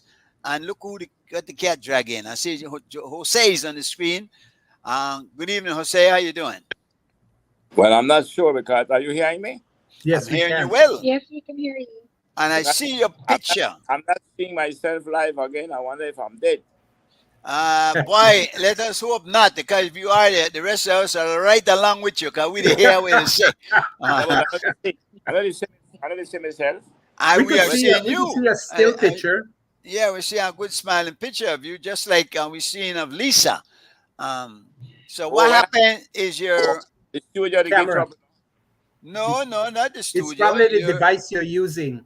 Or you're not look for the icon of the camera, because usually when you just like when you mute the mic, if you hit the camera must be off. That's why. If I turn your camera on, I'm gonna tell you what. Watch me now. If I put my camera off, you get my background. Right there, you go. Okay. So if I put my camera on, you'll get me live, and that is why. So that there you go. You fiddle with it, and you might come up sooner than later. So we're hoping Miss Pitts, Sharon Pitts, will join us, because we got a number of things that we could talk. I see the Mayans are back in court, and what they're fighting for now is their right to select their own alcaldes. They've always selected their own alcaldes. Yeah, but it seemed like what the government did in a couple of them is replace them with the village Area council. representative. Yeah, no, village councilor, and they kind of like elected them through that process. Now, how the alcaldes are elected, I don't know. I think they're just appointed or selected, and I think there's an election from my early history of Mayan culture and studying the alcalde once when I was in school. I think they are elected, but not in the same, you know, the same I'm vein not, as I'm not the quite sure, village but council. No? there's some type of democratic election that occurs that Well, that puts them in power. is there a I difference thought it had between? to do with their elderman stateship. Like you have an elder in a Yeah. congregation. I thought it Uh-huh. was a system in something like that. I didn't know. It's because it's an appointment. It's not an Yeah. election. Well, but a majority of the people sort of give the consent to them. That's why I'm not quite sure how the election process is actually carried out. But it is maybe Mr. Cowie could speak to that a little bit, and maybe if Miss Sharon gets on, I'm sure she'll be able to talk a little bit about that. But there is a sort of a appointment election, but it is with some consent of the population. Villagers. That's what I remember. I don't know. I still have a problem with them having their own. It's almost balkanization. They need to abide by the laws of the country. I see a problem with them boxing themselves in a corner, and I don't think it's the best thing for them either. Because why would you be fighting for a little piece of land when you have the whole country already just by virtue of being a citizen? Every Well, citizen. Yeah. No, I think basically it's if we have always studied this and always get the consensus of it, it's not a majority of the Mayans that are. It's not even a medium majority. But that's interesting. I believe it's a power group that has managed to push this so far and to create this atmosphere. But I think control the narrative, right? Yeah. I think if you go and was to get a true majority, or even more than just a mere majority, you'd find that most of these people are not for what's being proposed in terms of the land concession, land thing and whatnot. Yeah. In terms of the stewardship of the areas which they want to govern. I think it's so about to time speak. too, though. Don't you think it's about time we give our consensus? We find out what they actually want. Yeah, but how do you do that? I remember in some discussion there was some people that were part of the village that were speaking out, that was facing some reprisal and stuff, and they've been chased out of the village if they said they didn't go for the program of concessionary land title. Well, that minority that you're speaking of is a hostile one, apparently, and strong enough to be doing that, because if the majority is how they came out this weekend for the new steward of Toledo East, I couldn't see why we couldn't get a true consensus.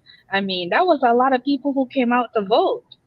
But were they all Mayans though? No, they were No, I'm mixed. not saying they were all Mayans, but likewise, they're not only Mayans that live in a specific area.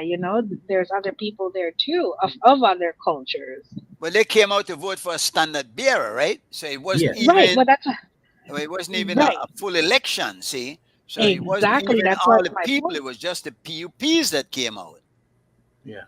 But that's what I'm saying. If a standard bearer could garner so much votes, regardless of who won. I'm just talking about there was over 3,000 people accordingly that showed up to vote for their candidate. I don't see why this should be a problem to get a consensus, a true consensus of how the villagers or the Mayan communities feel about about this new system with communal land. So That's this what is I'm Toledo East, right? This is right. Toledo. Now you say over 3,000 I believe it was like over voters, 3,000 because people, well, how voters that many were registered. voters are there? Because then that shows the flaw also in the Constitution, and a violation of the constitutional law that says that all constituencies should be as equal as possible. You have like Fort George, I believe, that has what 800 and something voters. So I don't know that 3,000 is sounds interesting. That a lot. I think they had like 3,000 Yeah, registered. yeah. 3,000 somewhere around in the 3,000 figure registered. And those are only the PUP And voters. right, so that's what I'm saying. If only a standard bearer could come up with to register a close figure of 3,000, how is it that we can get a consensus on who wants communal land rights in that area? You know what I mean? Like Well, that's what I'm I talking think they're about. different. I understand what you're saying, but those are totally Uh-huh. different things. And one is driven by community that you have to live in. They, live in, breathe in, deal with. So for some people, that decision is going to be much more intimidating. Well, what I, they could do, Gregory, is put a referendum on the same ballot with the voting. But then again, yes, that's only a standard bearer for the PUP, yeah, and not yeah. necessarily for everybody. The nation, yeah. But there's as No, they election could do a coming up. separate. That was one of my thought, that they need to find out somehow what percentage of the Mayan people, and how do you know when someone is Mayan? How is that declared, right? So, Or even but Mayan Belizean, because many of them are yes, not Belizean. Many of them came over indeed. So exactly. But how do you qualify to?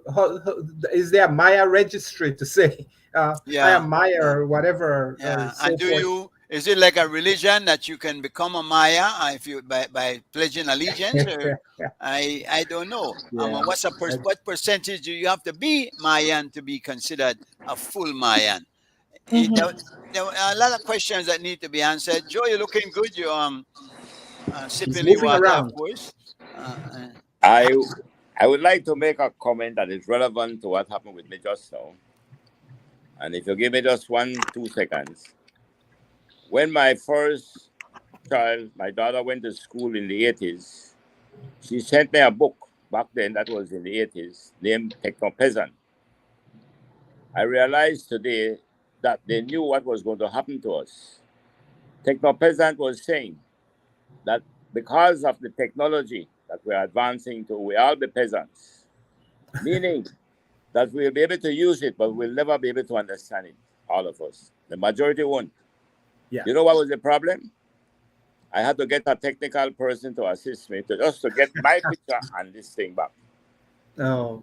So that is what I want to share with you all, that we are becoming techno-peasants. Thanks. Well, you're trying to frighten us. You can't scare me. No. I will never be able I got Google. I got Google, Joe. No, the idea is not to scare you. The idea is to accept the reality that the technology has gone beyond all of us. That only the few experts in the world will be controlling it. Joe, you think that you cannot control what you have. That's always as much as some of these kids are, they're true expert that are able to exploit it and use it in ways that we can't even imagine to get our information and to control us. The best we can do is use it. Yes. You know, and the Japanese have a saying: if you go in on a meeting and stay more than an hour, you have to go right back in, because by the time you come out, so much has changed in that 1 hour that you need to discuss new things. So the technology, and yes, I agree with you.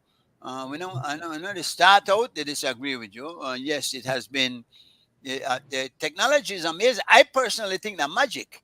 You know, everybody try explain it to me, and we're doing that. I think that magic that you there, and Gregory did that California, and Lisa de California, you know, Yes, and, yes. and we are able to just sit here and look at each other now.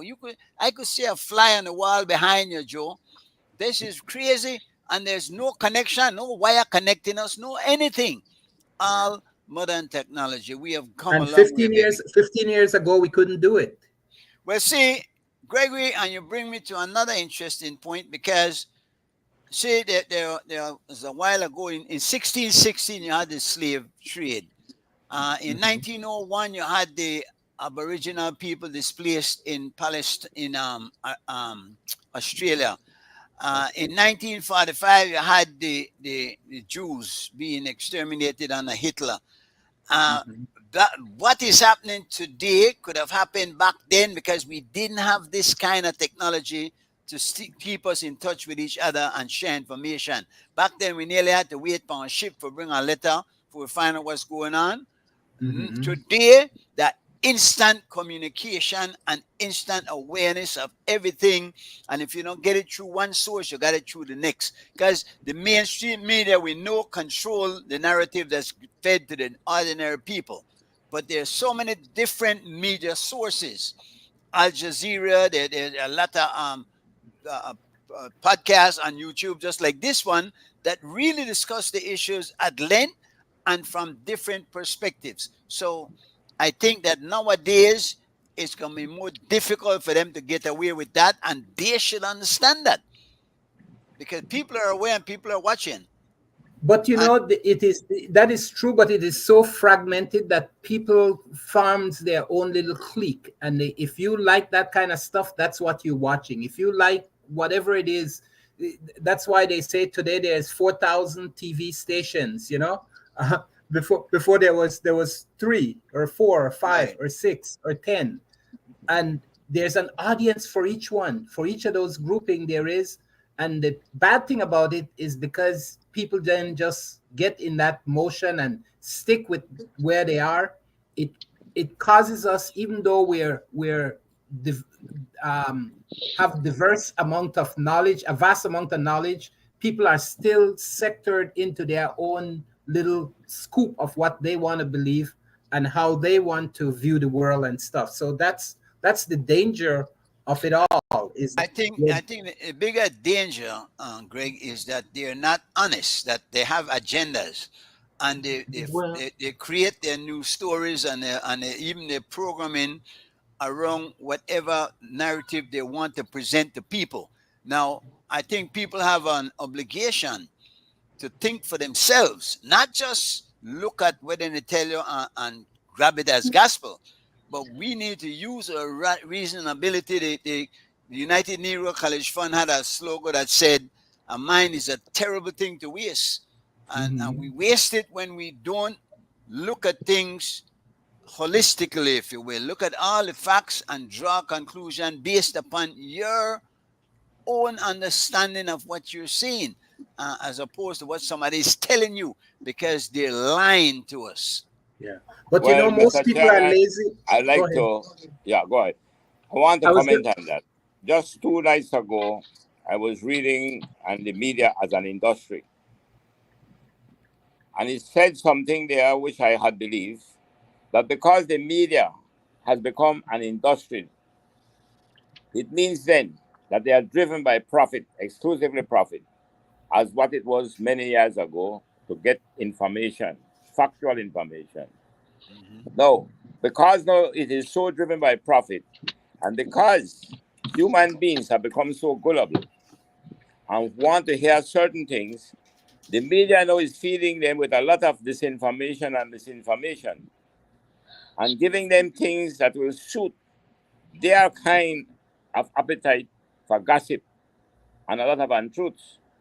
And they are beginning to see now that in America, they were listing the amount of major media houses today that are up for libel suits. Millions of dollars they are facing. Remember Fox the other day faced 700 million? But if you're sure the amount of them today, they were listing them, and we may not be noticing them, because what they are doing, indeed, they are driven exclusively by profit now. Well, Joe, we see it even in Belize when, like with the political parties, Well, That's when right. the ones that fund the media are the ones that get the more favorable coverage of stories and whatnot, and they twist it because I want the funny thing, the narrative is amazing. They could put something out there in a certain way. You could got like a man that walk and attacked by a dog, and they say, "Oh, this mad dog attacked this man that was walking." Or they could put it that this man gone and tease the dog and the dog bite him. They want a whole different picture you get. In one case that the dog that the problem, the next case that the man that the problem, and how the media put the story is how you tend to grab it, no? Exactly. So we need to think. We need to we Joe. Any thoughts on the collective bargaining agreement finally signed by government? I see they did it, and the media was on the news this evening. You mean this is with the Public Service Union, or? Well, this is a collective bargaining agreement that was proposed in 2008, actually. That was supposed to have been signed with the media. Remember the unions been a protest for a while about not getting that. And one of the points that they were arguing about, apparently they got where the government is going to pay all the fees for the tertiary and the high schools and whatnot. I imagine we're gonna get more details on it, but apparently is it a collective bargaining agreement with which union you're referring to? The general union, General Workers Union. General Workers Union. Oh, that's the General Workers Union. Oh, not Right. the Public Service Union. No, not the Public Service Okay, Union. I don't know if they can they have a collective bargaining agreement, or aren't they under the same umbrella though? Well, the Public Service Union is governed by the Public Service Regulations. So they have their somewhat like their bargaining agreement. But like the General Workers Union, which represent workers, some of them do belong to quasi-government departments, and they represent them. But they are not under the Public Service Regulations. They are more these public officers paid from the public purse and are on contracts. Okay. So I think that if they sign with the General Workers Union, that is in fact a collective bargaining agreement there. All right, that is what it is. Another story making the headlines: Northern Fishermen's Cooperative on the verge of going under.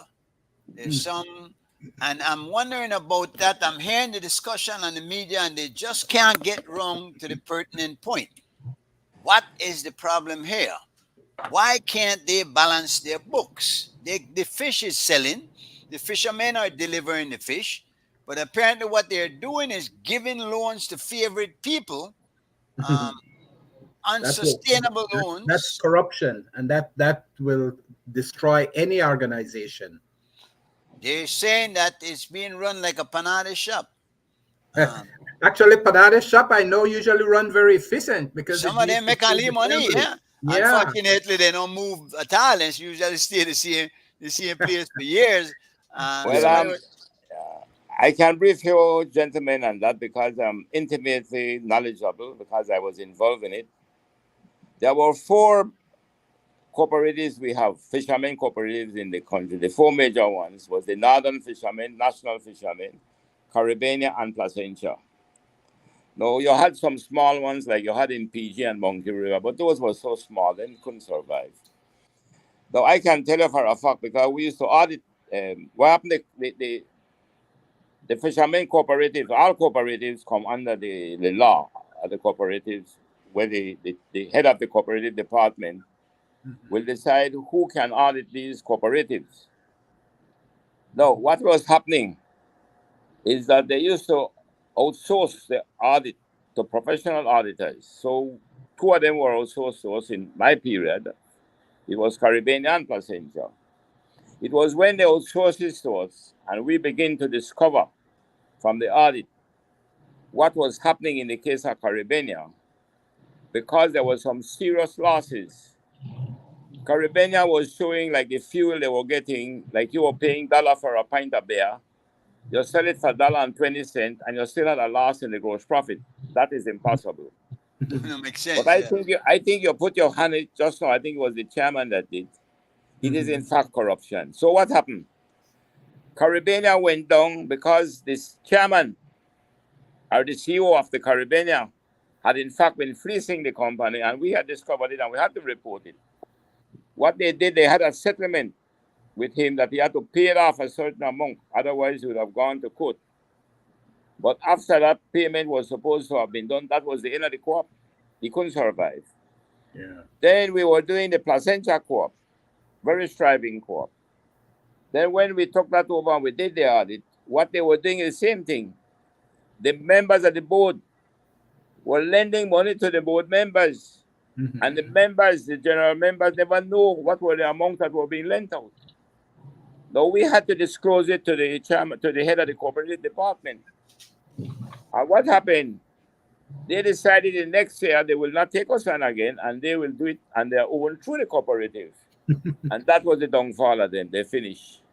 Now the only two had left then was National and Northern. Now National was under a guy by the name of Bradley Buzz, very good. Mickey Bradley was there, a fellow Gongora. They were very good, good managers. So they were striving, they were making good profits. We did some work for them, but not as hard, it's more consultancy. Now, when they begin to change, when first Buzz gone, Gongora gone, in the end, the three of them died. The truth about it, the new ones that came in did exactly what the chairman was saying. They begin to lend the money to the board members without the other members knowing, and they were not paying back the loans, and they went down. Yeah. Now you had Northern that was pretty strong, and I really thought that Norman would have survived. But what happened? I won't call the name of the person who was involved because he's close to the credit union. They were borrowing to keep themselves going. Only to find out now that the amount of loans that was out was because, again, they were borrowing beyond their capacity and there was no repayment being done. 11 million in the hole. That's right. Then the credit union, they were heavily indebted. They were heavily indebted to the credit union, which is another form of cooperative. Yeah. And the credit union wanted to buy them out because they were heavily indebted. But because now the co-ops comes under the other co-ops, they come under the control, the credit unions. They were moved from the cooperative and put under central bank because they became so large. And the central bank decided that they will not allow them to buy it. Because it thinks it's a risk to the members thereof. Exactly. Yeah. So that's interesting that part of the system is working. That's right. Because Holy Redeemer was good in terms of his equity. He had about 120 million. But see, compared to a bank like the Atlantic Bank, good for 170. You made an interesting point, though. That the person you spoke of that is close to the credit union, many believe that there's a collusion between the two. Why they were so willing to buy this loan that posed such a risk?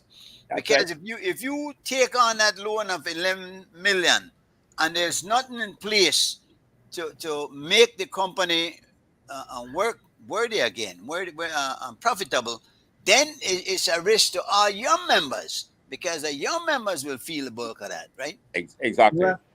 As a matter of fact, if you look at National, and I can say this nationally, that if you look at Northern, because National already gone under. But if you look at Northern, the assets that they have there on Northern Street could never ever come anywhere near to 11 million. So they have become insolvent. That even if you buy them, or even if you take over what they have, they will never be able to liquidate the debt. But what about because they have gone too far. What about the products coming in? No, but what about the loans the loans they made to their board of directors and stuff? Isn't there?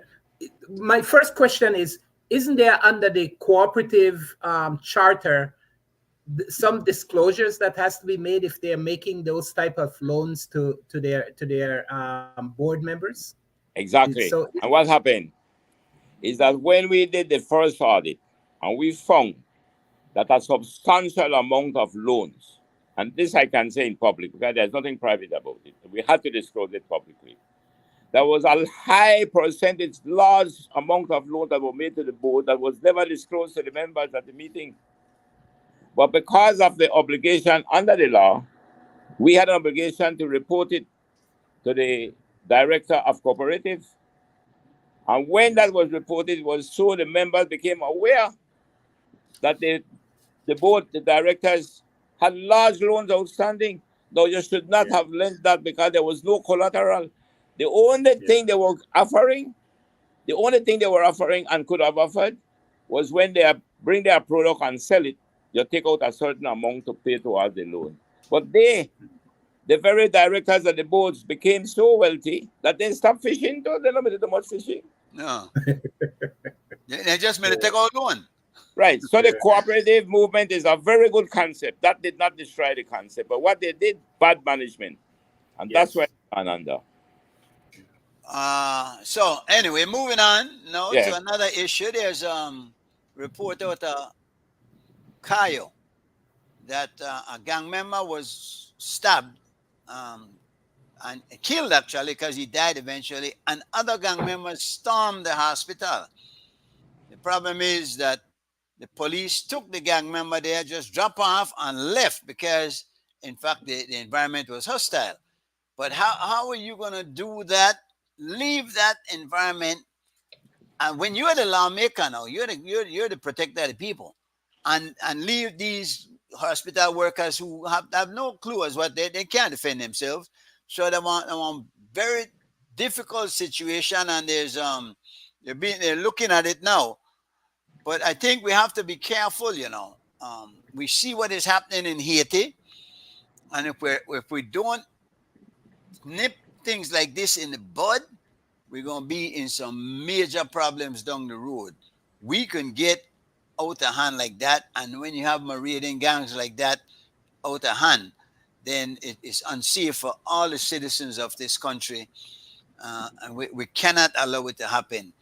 I have confidence in the Commissioner of Police that he means well. What gets to me is that I do not think that the police officers themselves are getting proper training at the training school. When I was with the police, I did classes in ethics, which was my area of expertise actually. And every recruiting class had to get a class in ethics and understand the value of good performance in their duties, of being of good integrity, of putting service before self. And it's an important lesson that I don't know if they're understanding that. That is one dangerous situation. We then also heard of a story of a police officer raping a detainee in custody. Another crazy situation, and this happened at Queen Street Police Station. I'm saying the safest place, I would believe, that the police station. You can't get safer than that. And for going there and have a crime like that committed against you, boy, we know then we're really in a big trouble. No. Some gang members have relatives in the force. Well, I know of one particular individual, and this high-ranking officer was telling me one time that she knew this guy and she was at the training school. And when the guy came through, she saw he had dangerous tattoos on him. And I didn't even know you could go into the department with tattoos. But she said she knew the guy because she had dealt with him at one of the districts before on a very serious crime. It turned out the guy did not qualify to be a member, but had a letter from a minister, which trumps everything else, because the minister has discretion. The minister decides. And that has been one of our downfall, in that you can't get into the BDF, the police force, or any of those sort of national security position without getting a letter from the minister. Those are the ones they look at. You can, you can. No, you can't. You The can. fact But I'm that you saying, can get in with a letter is the problem. yes. Now, yeah, because there are many who have to go through the rigorous routine, who have to face the vetting program and whatnot. But a few of them go to the minister, get a letter, show up at the training school and see her, and then just ask him what size, start to show it close. So, yeah. Both of these stories are very concerning, especially for citizens outside of these. But what I was thinking in my thoughts is, if you have a high profile individual like this that needs medical attention and treatment, I think you guys have a division that oversees high profile um, persons. Well, they have a gang That, unit. Yeah, a like gang a unit. gang unit. They Where do. are the gang unit police officers when they took the individual to the hospital? I mean, I feel like this is a high profile person. Why didn't you call your gang unit to come secure that transport for care? Well, remember, all this developed quickly. The person got injured, they carried in a hospital, and the whole matter ensued from there. The gang unit is stationed, I believe, in Belize City, where the majority of the gang activity happens. Though now they're having more gang activities in other places. Somebody was telling me that initially we had, in fact, like Dickie was saying it last week, Yeah, we used to have 7 or 3 8 gangs, now we have 21, Yeah. and even some other pockets that we don't know about. I think the police have done a reasonably good job in managing them, because there was a time when even the MS-13, the dangerous MS-13, were threatening to get a foothold in Belize, and those guys were able to clip that. I think we can, if we can look at the bright side, they have not done badly in managing the gang activity. However, an incident like this, and just one incident is all it takes, and they lose a lot of public relations there. A lot of the mileage that they have built up just gets wiped away. It's a sad state of affairs, and they will take some work to get it back. What they need to do now, and I hear them saying they're going to look at maybe building a police station for Santa Elena, because this happened in the Santa Elena, San Ignacio area. Those twin tongues, they have been, I hear somebody that said the other day they're safe havens. I don't say how, because there's been tension between those two tongues for years. Once you cross the river, one set from that side, go over the next side, you ain't got problems. They ain't got trouble even play league games together. So that is no safe haven, believe me. So they will have to deal with that. And yes, Santa Elena does also need a police station and one big enough area, community. It's a big enough town. Yeah, it is. To tell you the truth, I mean, Santa Elena. I remember when I was a kid, walking towards Trapeach was an eternity. Walking to Red Creek was asking us, are we carrying Jesus' cross to walk down to Red Creek? And today, Santa Elena has met up with those small villages. Yeah, So swallow them up, yeah. it's a huge land area. It's a huge population. So it is about time that discussion is being made for them to have a precinct on that side of town. My other concern is the hospital. What type of security, especially at night, does the hospital have?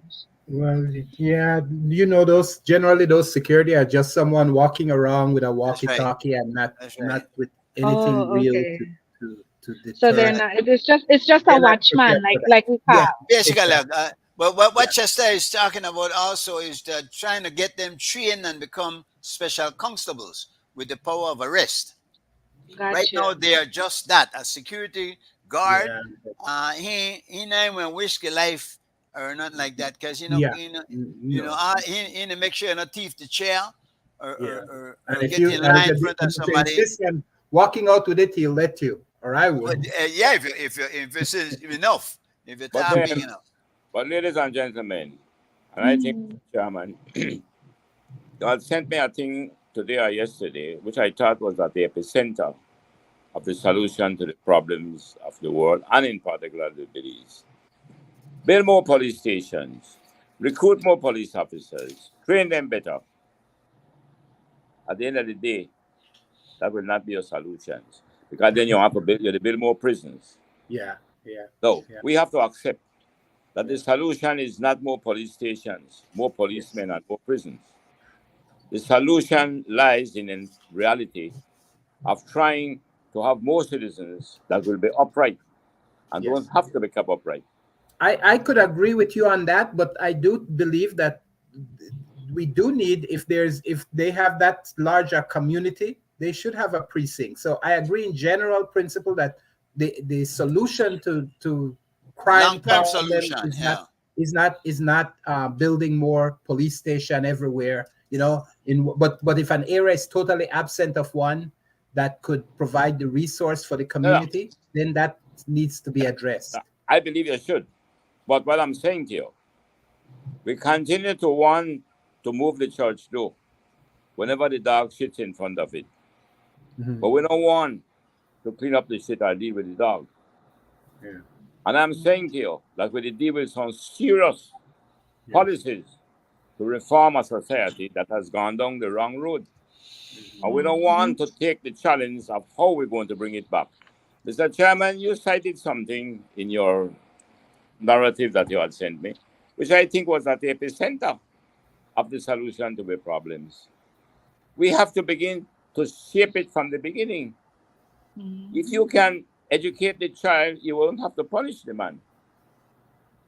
But we are not putting emphasis in shaping families and children.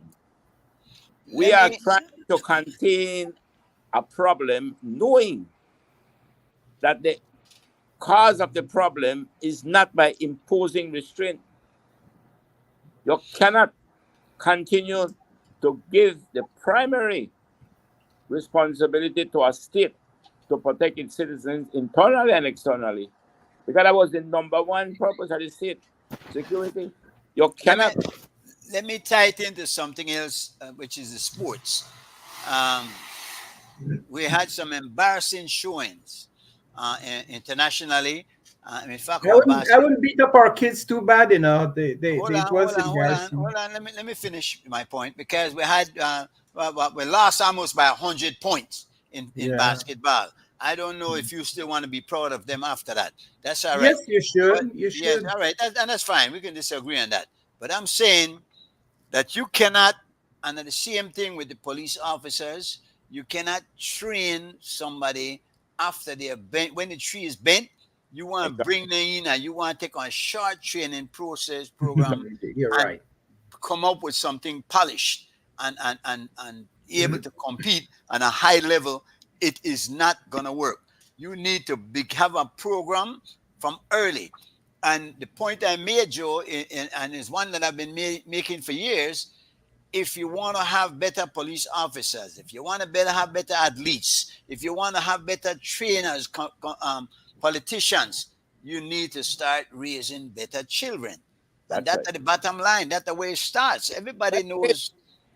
So I think that one of the biggest problem our culture have now is not exercising discipline, because the parents that are of today, my age, I will say, are enablers. We are firm believers of.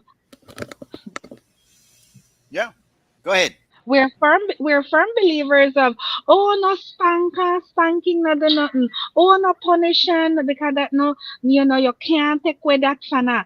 Well, how are we gonna be disciplined? How will we know? How will we have consequence if we can't, and if we can't exercise discipline? Discipline is everything in life. Discipline is in sports, discipline is in work field, discipline is everything.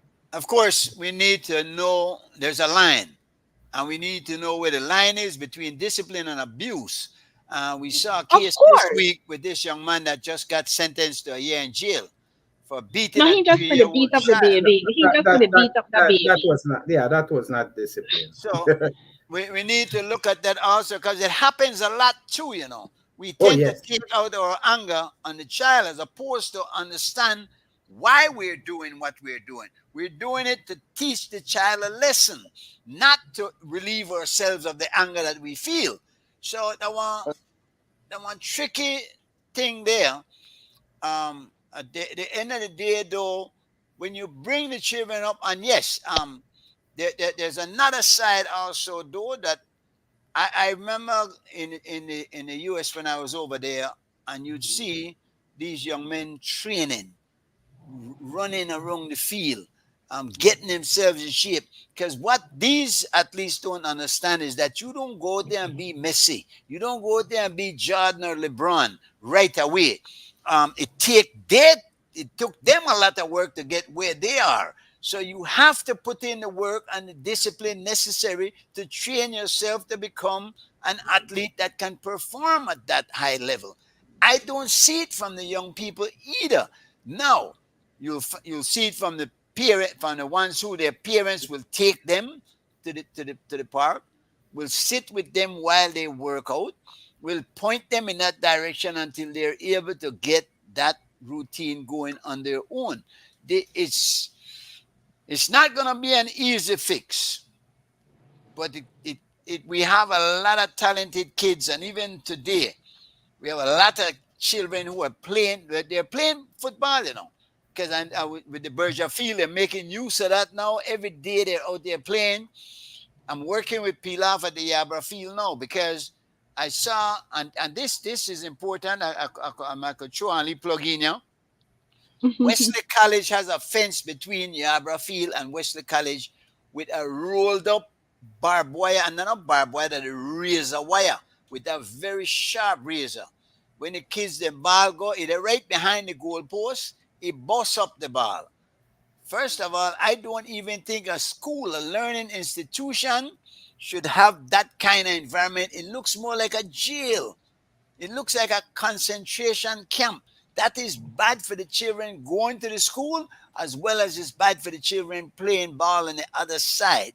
So I think we'll have to look at all these things. We have to create the enabling environment to make them grow and come into what we expect them to be. We can't send them out there, no care how much money we spend, no care how they say, oh, nobody want to fund it, nobody want to give no money for it. That is not going to be it. I thought you could get them all the money in the world. If they do not have the discipline and the ability, the expertise drilled into them, they'll waste your time. I agree with you, Mr. Chairman, that you're wasting your time. And you need those things. The question is, how do we provide those opportunities for our children? Let me suggest to you how it could be done. Let's look at the whole issue of a state where the citizens of the nation pay taxes into this public purse. Today in Belize, it's about 1.5 billion a year. And none of us seem sufficiently interested in wanting to analyze that very 1.5 billion and ask yourself, is it being allocated on the basis of a policy that is centered in the development and the shaping of families and children? And I'm saying this because I know for a fact, and I'm not talking without evidence, I know the evidence and I can prove it. If you take what is needed for that field right there at the Arbor, for example, I was there, I looked at it. If that takes $20,000 to do what it needs to be done. But you can pay a crony of your party 80,000 a year, not for making a contribution to the good of the society, but simple to reward them for what it did to get you into office. I think the time has come, gentlemen, when we have to have the courage to be able to look seriously at how our money is being spent and stop simple to be making the charges that these things need to be done. Because the truth about it, what does it take for us to increase the budget at sports right now, today, tomorrow, by $20 million and cut $20 million from the wage bill? Million being paid for human resource when easily you can find it. There are. But I will stop there because that's the area to touch. So I got that same response from a prominent member of our society when I asked if I could. I must say, Joe, you came forward immediately and big up because you put your money where your mouth is in these matters. But this person told me exactly what you're saying. G. Mike, how can I give anything and I watch the government waste so much money? So I just watch them people are gone to Taiwan, they gone to London, they gone all over on junkets where they spend crazy money on hotel bills. They get paid to go over there. All and they fly first class. Their money is given. He says, so I think that the government should do it. I think, though, there's another side to that because if the government doesn't do it, the children should not punish for the sins of them. That it can be done, and we should not always have to depend on government because they come in. I was looking at Wesley College. You know how many graduates have come through the gates of that college, and many have made well for themselves. So they can give some hand. There are many who have come through that Yabra field. That Pilaf has come through the hands of Pilaf. Pilaf was telling me the other day that he's been there 55 years guiding children, and there are many that have come through and have gone on to successful careers in other fields. But I think sports does build character. Sports does add a good foundation to any life that you're building. So it's important. Both those institutions, Wesley College and that Yabra field, are important to the children of Belize and the growing process that they must go through. And I think we cannot sit down and not help when we need to. And this our need so imperative.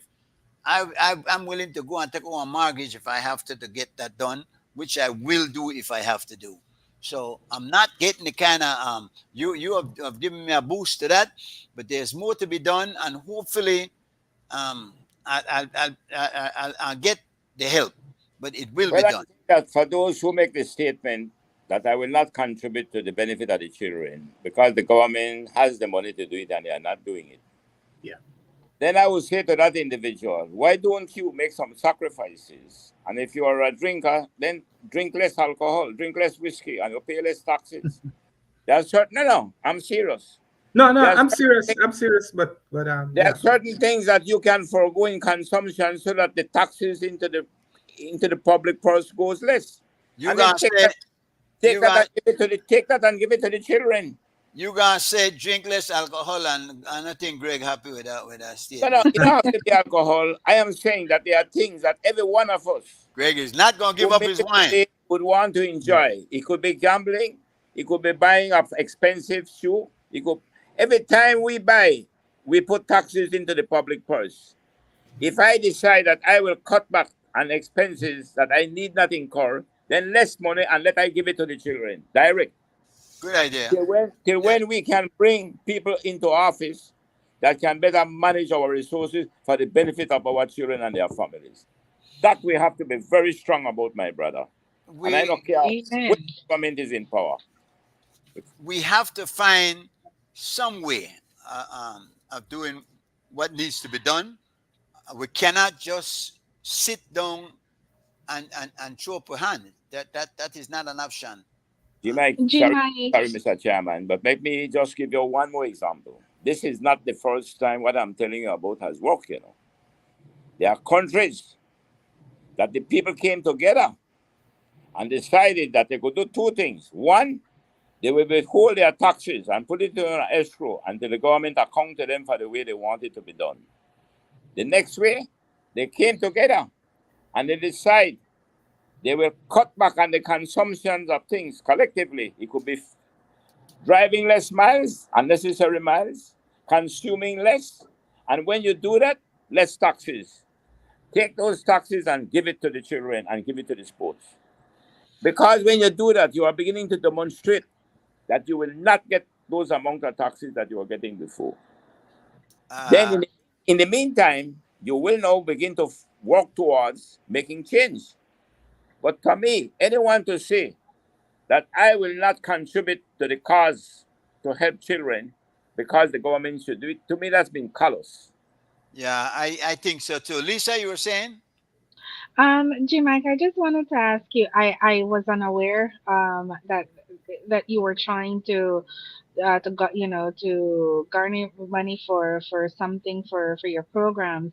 Is there a way that we, as far as, I mean, I would like to help you um get that money together. Do you have a letter or something that I can submit to nonprofit organizations that support youth and sports for us to help you with that? I had put up some pictures and an appeal on Facebook. I had not done a letter, such a formal letter, no. But you do have a non-profit organization set up. I do have a non-profit organization called the Charlie Burton Foundation, and we do work through that, and we do accept. And I thought about trying to get somebody do on GoFundMe for me over there, or do some kind of fundraising. It's not an awful lot of money that we're talking about. In fact, I brought it down to about $4,000, and I think we would do it for that. I'm getting it. I've already ordered the pipes and whatnot. This will get done, but for future things, yes, if we can get assistance, certainly we can use it. I mean, there's several little nonprofit organizations in Belize that support youth activities, and it wouldn't hurt at all as citizens to send them a letter and see if they could help us out, or if any one of their members would be able to help us out privately. Those things do exist, and I wouldn't want you to come up short because we haven't channeled the right letters to these organizations either. Yeah. It's and honestly, Lisa, I'm curtailing my activities. My mobility is certainly not. I can't get around like I used to. So I'm doing like specific little projects that I see needs to be done. So as we go along, I don't want to be gathering a lot of money or anything like that. You know what I'm saying? No, I mean we're talking something that says, hey, I need $12,000 to do 4 sides or 2 sides, or however it costs, whatever the cost is to get the work done, and that meaning getting the supplies and paying whoever has to do it, unless we could find somebody that was willing to volunteer their time to get it done, and who knows how to do it. Well, here's the thing. Yeah. I am definitely gonna do that. I'm gonna follow up on your idea. Write an appeal letter with more or less what we need to get it done. I'm looking now at one side of over by there. There's the other side where the bar goes over to a yard with a lot of dogs and so that would maybe be the next project. But there's something where the Yabra field is too important to be neglected. If you go out there on any given day, you see the kids out there by the hundreds. And it's a beautiful place, right by the sea. That breeze where they come out for their gal, amazing ambience. So I think that's a place that should be used and can pay back for itself in short time if they allow it to do that. They should plan more activities for back there. They're going to have an Ibatong festival on August the 1st, which is Emancipation Day. And in fact, that is where I initially got involved because we're doing a football tournament and my boys are going to be competing in that. So, but I saw that need immediately because every time the ball go behind the goal, it hook up on the barbed wire and that's it. So that's something that has to be done. But getting back to the initial point, if we don't create the environment that encourage these children to play and make it safe for them to play, they will be locked up in a house watching TikTok. Then certainly we have no we have no authority then to complain when they go out and do badly. Our teams did badly in both basketball and football. We got beat by Guyana, Nicaragua, everybody. We don't win a game in the football one. We never get the kind of shellacking we took. And a funny thing because Greg was standing up for the boys, and I could understand that also. But and the thing was that the criticism was in the terms used in describing what happened. I believe one news media put it that they got slaughtered, and people weren't happy with that. Though when you lose by 100 points, there are not many words you can use kindly to describe that. Well, what I will caution the Belizeans about, I've seen it before when I was head of cycling. We have a tendency to become very extravagant with our patriotism, and it becomes counterproductive. For us to continue to say we're proud, how can we be proud of something when we damn well know we could have done better and didn't? I agree. Proud of. I agree. It wasn't. I was saying we need to encourage. My point is they lost and they lost for reasons. So, but that doesn't mean we need to dampen those individual faith. We need to address the issue of training. They address the issue of funding and financing that's necessary. But we need to also support those individuals that was willing to go out and represent the country, even under those conditions. Greg, I think that was my point. I think that we have come too far where this year at 46, I believe they're saying 46 and proud. We can no longer use the excuse that we're a young nation because we have a lot of athletes abroad also, because what they do now is they bring them in. But we need to have a standing team. We cannot put a team together in 2 weeks, which is what we do every time. And we use the same players that we were using in 1970. Now, I don't know if we're having programs in the school that keep standing teams together. Every school should have a team in every discipline. It's a part of education. Sports is an integral part of education. We cannot neglect it. It builds discipline. It builds character. It's proven. So I'm not disputing any of that. I was just speaking on the sympathy of the young people that went and represented us and lost so badly. That's all. Yeah, they went on a junket. They had a little trip, a fun trip abroad. I don't think they look at it for the better more than that. And that might be the problem. That might be how they're looking at it. Some people are suggesting there might be some favoritism in the selecting of the team. That whenever you do that, you're not choosing your best players, right? Correct. If that's how its selection is made.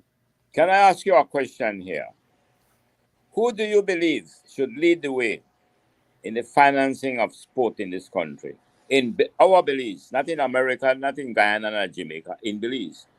Who you think should be leading the way in the Well, finance. we know it won't come from the private sector because of how the tax No, I laws don't are want to hear where structured. it won't be coming from. I want to hear where should it come from. Well, that's what I'm saying. We know it won't be coming from the private sector because of the structure of our tax laws. So it leaves it now as the way as it's structured that the government has to provide this funding. But I would like to see the laws change so that private sector How has about regular more citi- incentive, have more of an incentive to fund teams. How to about regular sponsor teams. citizens? How about the Well, regular I am prepared community? to argue, and I may Well, be some intellectually arrogant, but mhm. I can argue, and I did that before, to prove to any government, anyone, that the allocation under the budgets today is not properly allocated. Mhm. Now, who you think is to finance sport? The citizens of this country, and they do it through the public purse. Yes. So to me, we need to be careful when we say government, but I understand what you mean. I Yeah. am saying to you that if we were to collect from everybody, in particularly the commercial sector, the business sector, what we're supposed to be collecting, and then allocate the way it should be allocated, I don't believe that what being allocated to sports and even to education is sufficient in the terms of the size of our budget and what we can do. We said the other day that we took back the lottery. I Fine. thought We know Mr. the Cowie, millions of dollars we were getting from it. yeah, Mr. Cowie, I So thought let me show you an example. health and education was part of the two larger expenditure of our government budget. Yeah, but let me show you what we can do quickly. I don't want to take long because I won't take over Dickie Pliat right now. I'm saying to you that under the Finance and the Audit Reform Act, there are provisions for different funds. We are using the consolidated fund only. We can have other development funds under that. So the money coming from the lottery can go in to a specific fund to finance sport and to finance perhaps education and health. Well, the casino, Apart- money from the casino was supposed to go for education. Did I ever That- do that? That's right. That's what the point I'm making, Mr. Chairman, is that we have it within the capacity of a state with the function of the electorate, that to have certain funds put into special funding to support our young people in sport. But is the political will there? It's not a matter of the political will. I don't like the term political. Sorry, I understand what you mean by it. It's not whether you have the political will, it's whether we, the citizens who elect them, have the will to make them do what they're supposed to be doing. Now we must have the will first, not them. If I allow my CEO to determine who will have the will to manage my business, then something wrong with me. The will must begin with me, the owner of this business, to tell you that if I employ you, you're better do the job under the terms and conditions I employ you. It's an ideal thought, but it might be a tough situation, very tough. I want to touch on something that might interest you, Gregory. Can I qualify that statement for you if you don't mind? Go ahead. Yeah. Go ahead. No good that will come in this world that doesn't require challenge. Everything has to be tough. The easy will never bring you good. I'll leave you with that. I hear you. Greg, no. The Hunter Biden case. Do you know what he was convicted of? Well, I know he was convicted on 3 counts of purchasing and possessing a firearm, right, when he was in fact supposed to have been under the influence of drug or involved in drug addiction at that time. So that's what he was convicted of. Well, And, what you know, what he was convicted of was lying on the oath. Yes, lying yes, yes. to when Yes. they asked him was he using drugs, and he said no when I had the evidence that he did. Yeah, right? and he purchased firearm. Yes. Yes. The point I'm getting at though is this oath that I'm saying you guys swear on becoming citizens. If you lie, Is that how you turning turning. No, but hold up. Let's don't do that. Don't. Let's stay with the No, argument. I'm saying, is that how you're turning the serious situation of our constitutional protective rights of citizenship? Is that how you're turning? Because What the issue protective is, rights, my brother? What protective rights? The rights that you have surrendered, that you have we have sold? not surrendered any rights to Yes, you against did. You belief. did under oath, and this No, is what I'm because saying. no. You swear under oath to renounce that right. I hereby declare on oath that I absolutely and entirely renounce and abjure all allegiance and fidelity to any foreign prince, potentate, state, or sovereignty.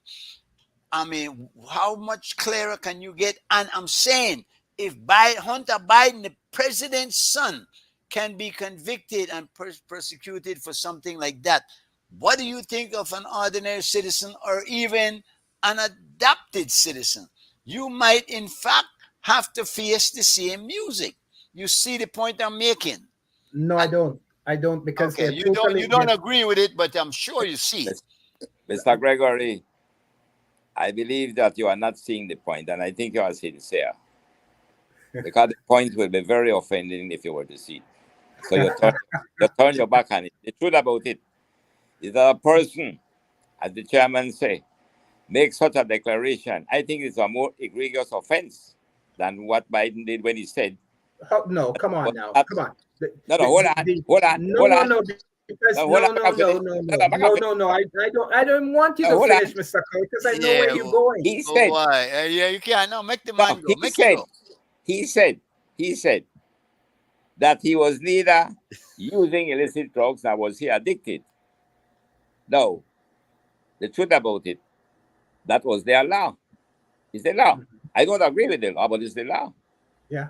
Because I believe that a person who is in fact addicted to alcohol, I see it as a disease, and it should not become an offense. That if he lied in a form, then deal with it without prosecuting him before a court. Just as President Trump's when a person let me finish right. now. Sorry. Just as Mr. Trump's prosecution was politically motivated, yes, he breached the law. So is the attempt to get at Hunter Biden, because it's political. There's more politics in president? this. You really think so? I don't think so. Of course it is. There's more politics in this than anything else. Anyone else, this would not have been prosecuted to this degree, right? They would not.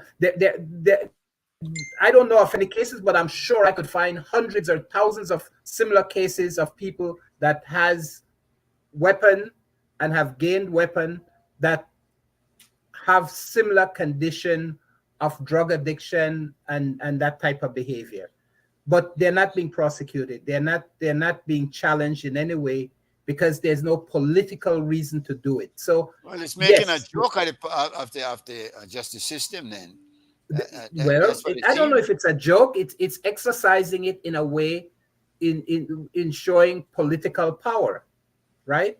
I think the prosecution of President Trump was showing political power. People were so disgusted with what happened on the 7th of January that they wanted to get him any way they can. It's very similar thing we saw with O.J. Simpson. They were so disgusted with the fact that probably he walked away from a double murder that he went into Las Vegas and was just waving a gun, asking for his personal stuff back. But because that event and having a gun and brandishing it and threatening people gave those authority, and he broke the law, gave them the ability to prosecute him. Many other people have gotten off from similar things and similar behavior with less than 10 years or whatever OJ was given for his crime. So we have to look at the politics of how people act. And in those cases, it's pure politics. In the case of Belize's having citizenship and denouncing renouncing. Renouncing. It's renouncing the Belize. Renouncing means giving up. Yes. Yeah, But give it it up. doesn't mean that Belizeans are not citizens of Belize. It doesn't mean they don't have love for Belize, and it doesn't mean that. And the United States, in doing all that they do, recognize dual citizenship. And in fact, the Supreme Court has in the past throughout cases where people were brought up for having dual citizenship and acting contrary to what they thought would have been their role as citizens of the United States. So while they keep us saying that thing on the Bible or on the book or whatever, because not everybody uses the Bible. Some people uses the Quran. Some people of no faith uses different. You're talking about an oath, though. It's an oath. Yeah. But I'm saying other people. Some people swear on the Bible. Some people swear on the Quran. Some people that are no faith, they just take I forgot what they call it, but they take a affirmation of right. You swear an oath, basically. No, they don't swear. They don't swear. That's what I'm saying. People have no religion. The swearing in is a traditional American approach, but there are other affirmation way that court will accept your testimony and accept your condition of affirming your allegiance to the United States, other than oath sworn on the Bible. Yeah, but that's outside of the point, right? Because you do get the point I'm making. I get the point you're making. That was serious offense.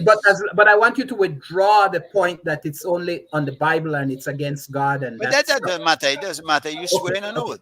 In fact, the words of the oath, and in fact, it's there. I'm sure you remember, Greg, although you have selective memory, but you had to, when you assumed your citizenship, take that oath, and that oath does say that you swear.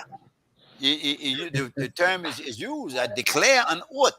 So I'm just saying that's something that you might want to consider when you stick with that sticking point where you don't that has. And how is the diaspora summit going? By the way, it's supposed to start on the 17th. It's supposed to start on the 17th to the 20th, I think. Oh, right? Okay. Lisa will talk about it a little bit later on, I think. All right, because I see them preparing to go. Yes. I don't know if some of them are gone already, because for a lot of them, but then didn't I see the one from Taiwan, the ambassador from Taiwan was up there taking pictures with a few people. Even I didn't see that. I would have loved to have met Miss Pitts. Yeah, she was taking. Can I? Yeah. Go ahead, Joe. Before we transition to the next topic, go ahead. I can sympathize, or it can resonate with me with a person, Belizean or otherwise, who seek what he believes is a better life for him and his family, or she and his family, to go to America and swear that he is renouncing loyalty to any other citizenship. And I could sense that he's doing it not with the intent of wanting to do it, but it's because he's looking for what he thinks is a better life. Not abandonment. Yeah, so to me, in my religious Christian thinking, I don't even think it should have been something that's supposed to be against the law. It's the same reason I feel it's the case with Biden.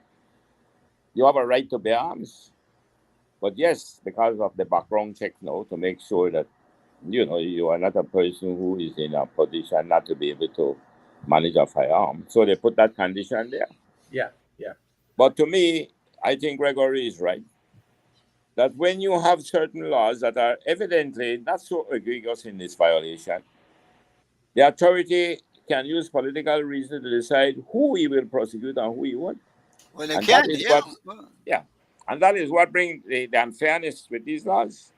So the point that Gregory is making cannot be ignored. And the point he's making that they went after George A. Simpson because he was waving a gun. You're saying you have a right to bear arms. What was George A.'s? I am saying that there is a law, and you might be seen to have violated the letter of that law. But they could decide that in their discretion, they will not pursue it. Because there seems to be any serious effect to them. Yeah, well, but because of political reasons, another person may do the same thing and they decide to pursue it. And Puss and dog not got the same look. Yeah, I think you could put it that way. It's just that it is not justice. Yeah, well, anyhow, that's what justice is not always justice, you know. If you want to risk your freedom on a toss of a dice like that, then all right, that you are hoping that the government is going to, in your case, not prosecute when. But they haven't done it in the cases they have done it. That's what I'm saying. They have lost at the Supreme Court, G. Mike. They have not on a case like this. You mean? And I'm talking on a case of where they try to prosecute someone based on the allegiance pledge when it counteracts something that they're doing against what would be the United States in favor of their country or something of that sort. The United States, whoever brought those cases have lost at the Supreme Court. Is there something, was a case ever brought up for a person going home and voting in that other election and America doesn't care about that because America allows the people in Belize, American in Belize can vote in Belize election, they can vote in American election. So they're not going to prosecute you for voting in an election. But you the talk of it only America's prerogative there because the Belize government will allow that if you live here for a certain period of time. And I have no problem against the residency requirement. I'm not okay. Well, then that neither do I. That's if you come back and do the required time here, then by all means, right? Yeah. No, but I'm talking about citizenship. I'm talking about citizenship. All right. But voting is a different thing. Under our constitution, we allow double citizenship, dual citizenship. Yes, dual citizenship, yes. But in the US, they don't. In law, they don't. In theory and practice, it is the only system that exists. I like it's ubiquitous. It's so ubiquitous. I school for teach me that one. What? Repeat that for me, Mr. Gregory. It goes to what you were saying, Joe. The letter of the law and the spirit of the law. He's saying in the letter of the law, they don't allow it, but in the spirit, they're not pay it no mind. Though that leaves it to their discretion. It does. It does. And that's what I told you. And that's why they have tried to prosecute certain individuals at time when it comes up against when they have disagreement with them. But I can't think of a single case where the government, the ones I've looked at, where the government had won. Always the Supreme Court rules in favor of the. It might just be your case. Let's hope it's not your case, kid. I have a fighting case on the grounds that the 2 hours went down the runway street. The police chose to hold you and let me go. But when you go to court, you cannot use that as a defense. That's correct. That's correct. But you could mention it to the judge, and he may have some sympathy for it. No, you're extenuating circumstances. Yeah, you could say, your judge, I think he just picked on me. There was another guy doing the same thing, and he just bypassed him and came to me. He will not exculpate you, but he might give you some leniency with the sentence. Yes, exactly. You get a few months less. Instead of 21 years, you get 20. But whatever good that will do you, right? Yeah. So, yeah, man. But unfortunately, it seems like we're not going to have yes, speech tonight, but you guys aren't doing too badly. Yeah, I don't know what happened. I tried. You did confirm, right? Huh? Did she confirm to you? Well, she told me she was going to be available. I asked CY to confirm with her, but for some reason, I think he wasn't able to reach out to her. So I sent her the link information around 5:30, but I did, and I called her like 3 times, and I didn't get here back. So I gather she's in court or studying, or something happened with her. Maybe she doesn't have power. I don't know. I did send it. I did send the link to her, and I did call her a couple of times too. But you I never spoke to her. You never spoke to her directly, though, huh? Yeah. No, I never did. Okay. Before, previously, like the day yesterday, we okay. So you did get confirmation from her. Yes, I did. Between on WhatsApp. But so something happened then. Something. Something was a come. I did try to reach her. I did try to reach her today. Yeah, and I did send the link to that. I got the email from G Mike. Yeah, well, maybe we could reschedule her for another week. Hopefully. I wanted to really touch on some of the constitutional reform points. Yes, also and I wanted to go over some of the stuff for the Flowers Bank as we are approaching June. We passed that already. Oh, we did. What was it? It's June the 1st.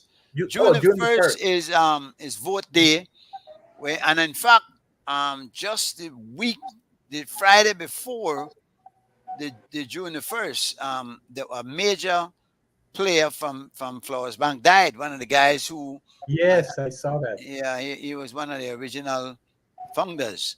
Mr. Well, he was one of the person that helped put together the memorial, right? Right, and and started the whole celebration. So unfortunately, and I don't know. I want to say also here that I heard, and some of you guys might know Debbie Atkins. She lives in Florida now. She lived in New York for a long time. I understand she's not doing well. So we wish her the very best. She's with this guy, Bala Ramos. I don't know if you know him. A popular guy. I don't know what the Bala real name, but everybody knows him as that. So, and you know, the unfortunate thing, because the tragedy strikes without warning.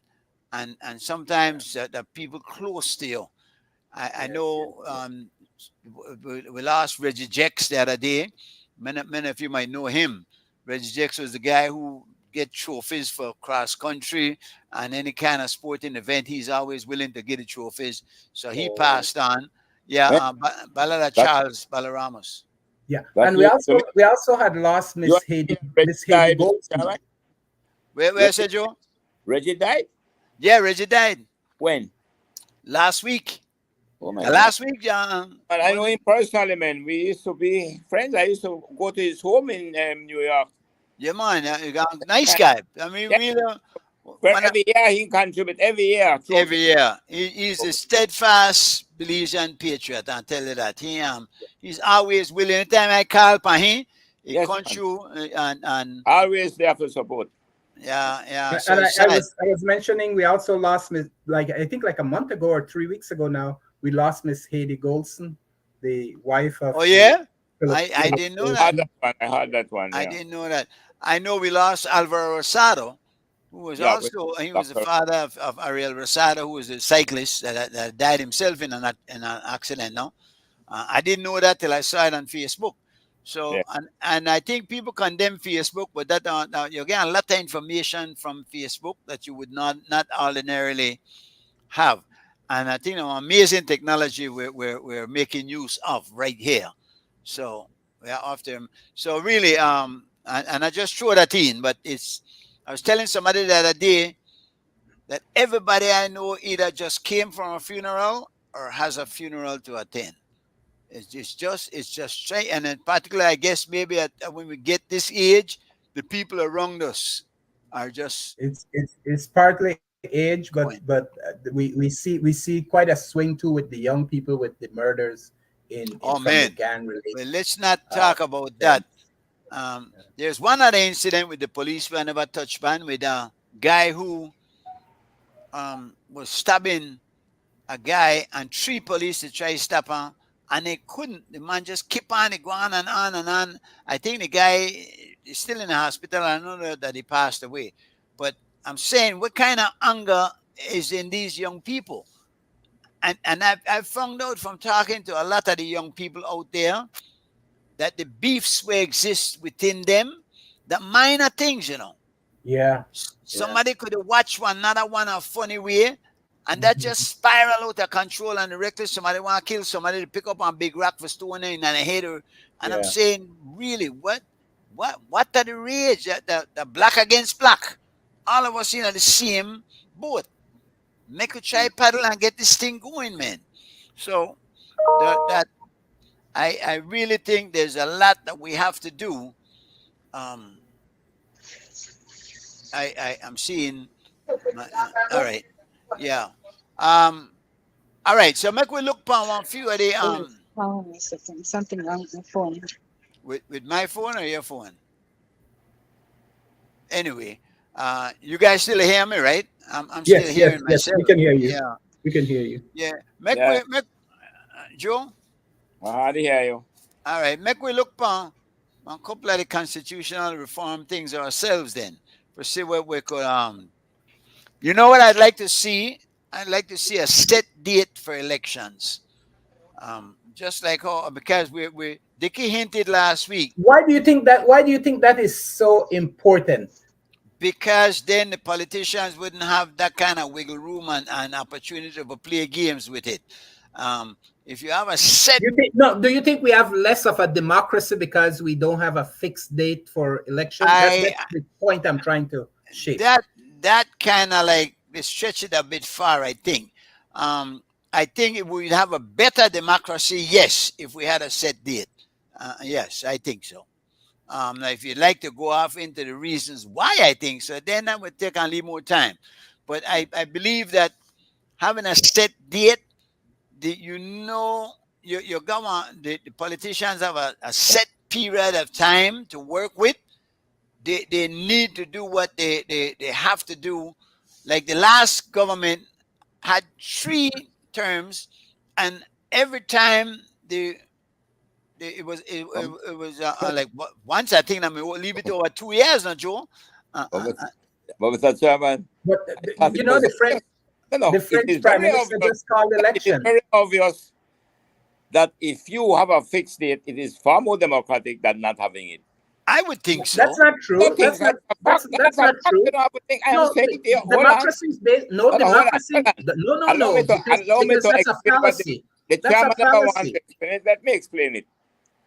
If you, the incumbent, will have the right to decide the election, that is giving you an advantage over the opponent. That is true. Think of that, Gregory. I don't think you've done that. You can't argue that. You can't argue that. That's a fact. No, that's not true. Because not give it to the incumbent. Because we have had in Belize history, we have had twice where the government of the day called election, thinking they were going to win, and they lost. But that doesn't matter. That doesn't matter. That doesn't matter. It's right. No. It's not whether you made the mistake in the calling of it, you know. It's to have the right to do it. The privilege to call it. That's right. No, I think that right in a democracy, man. Why do you think so many democracies have that? Only there are very few. I don't mind how many have it, Mr. Gregoryson. The mistake we make at times. There's very few that actually have. We believe the numbers make right. There are times when the majority is wrong. That is true. Well, that's it. I'm not going to disagree with that. But therefore, do not say many countries have it, because I know that there are many countries that don't also. And we need not argue it. It's a fact. I'm just saying I think it would be better. If you are giving the incumbent the right to choose when, that is giving the incumbent an advantage over the opposition. A perceived advantage. Not perceived. Not perceived. Come on. How could you argue that, Greg? Hold on, Mr. Morrison. What you are doing, you are saying that if he exercises that right to his disadvantage, then he makes a mistake. But that is not the issue. The issue is that he has a right to do it. He should not. The incumbent should not have a right to decide when election is to be called. The truth is, I don't have a problem. I don't have any problem with a fixed date, but I don't see it. And I asked that question with all genuine concern. Something good to it, or better. If you don't have a problem with it, it's because you believe it's a better thing to do. No. No. It's not because that. Honestly, I don't. I don't say I Why? don't. Well, tell me a reason, make I hear. I believe that it's a tradition that we have as a country. It's a tradition we see under the parliamentary sort of governance that we have, right? And I didn't see a particular reason to change it because I don't think it enhances or take away or lessen our democratic process and practices. But you're not giving a reason. You're giving an opinion on it, and No, you're no. not giving Well, us a that's reason the reason. why. I'm giving my reason. I'm giving Well, my reason. No, but why would it not make better democracy? Why? And that's the Oh, question no, you asked. I told you I didn't have a problem with it. So I'm not saying it's going to make. Mr. Gregory, let me ask you the question. In everything that we do in life, let's use boxing, for example. Here are two world champions. Do you believe that one of them can simply say this is the day he wants the box without the other one agree? Unless that's the money he wants? The point I'm making to you, my brother, in a democracy, you should not have the incumbent having the right to call the date of an election. Because it's an advantage. I agree with that.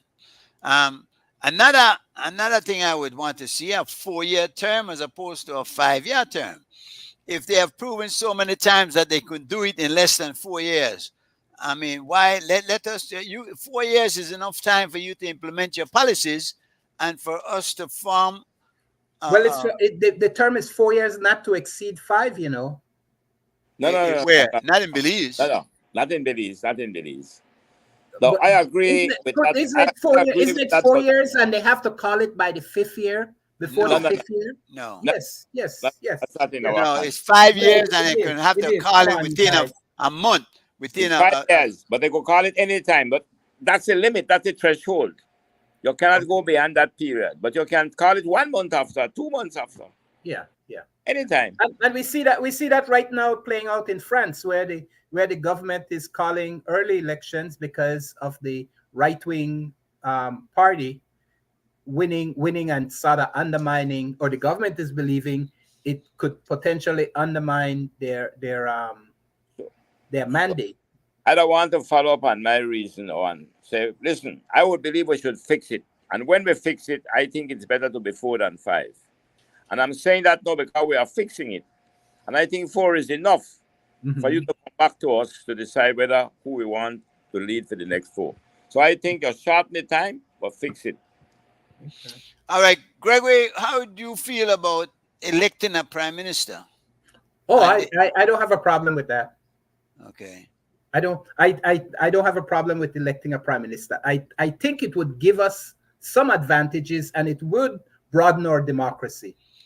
How about having area representatives represent their areas and not be ministers of government? And then the prime minister, and Joe has been promoting this one. Well, there'll be ministers of government. The area representatives will be ministers of government, but they would not be the cabinet, is what we were talking about. But they would still have their ministerial position, which makes them the head of those departments. Impossible. Yeah, why? You can't have that. How do you mean? Because they're the ones that have to sit in cabinet. A minister of government has to be a member of the cabinet, member of the executive. Now, because of the way we set up, you can be a member of the parliament, a legislator, and also be a member of the executive. We are saying that you should not be allowed to, once you are elected, you should not be allowed to be a member of the executive. Because that's what I said. That's what I said. No, you were saying still be a minister. You can't be a legislator and still be a minister. You can't. Can't you be a minister? Yes, can't you be a legislator? No, I'm asking you because maybe you're educating me. Can't you be a minister? Can't you be a minister and the area representative, but not be a member of cabinet? That's what I'm saying. No, if you are a minister, you are a member of the cabinet. Now, if you are minister of state, not every minister is a member of cabinet, so that's not true. Hold on, let me educate you in that aspect. Then, I know for a fact not every minister is a member of cabinet. No, man, but let me explain to you what you say. We can tell you what you want to say. Okay. Under the Constitution, a minister is in fact a full-fledged member of the cabinet. No, a minister of state is not. That's not A true, minister. Mr. Coe. That's not true. Why did you tell you that facts, man? Every minister is part of a cabinet. Is part of the So cabinet. Yeah. look at the constitution there. Not Let me give you every the second era. I have one before you. Not every era representative. No, Mr. Gregor.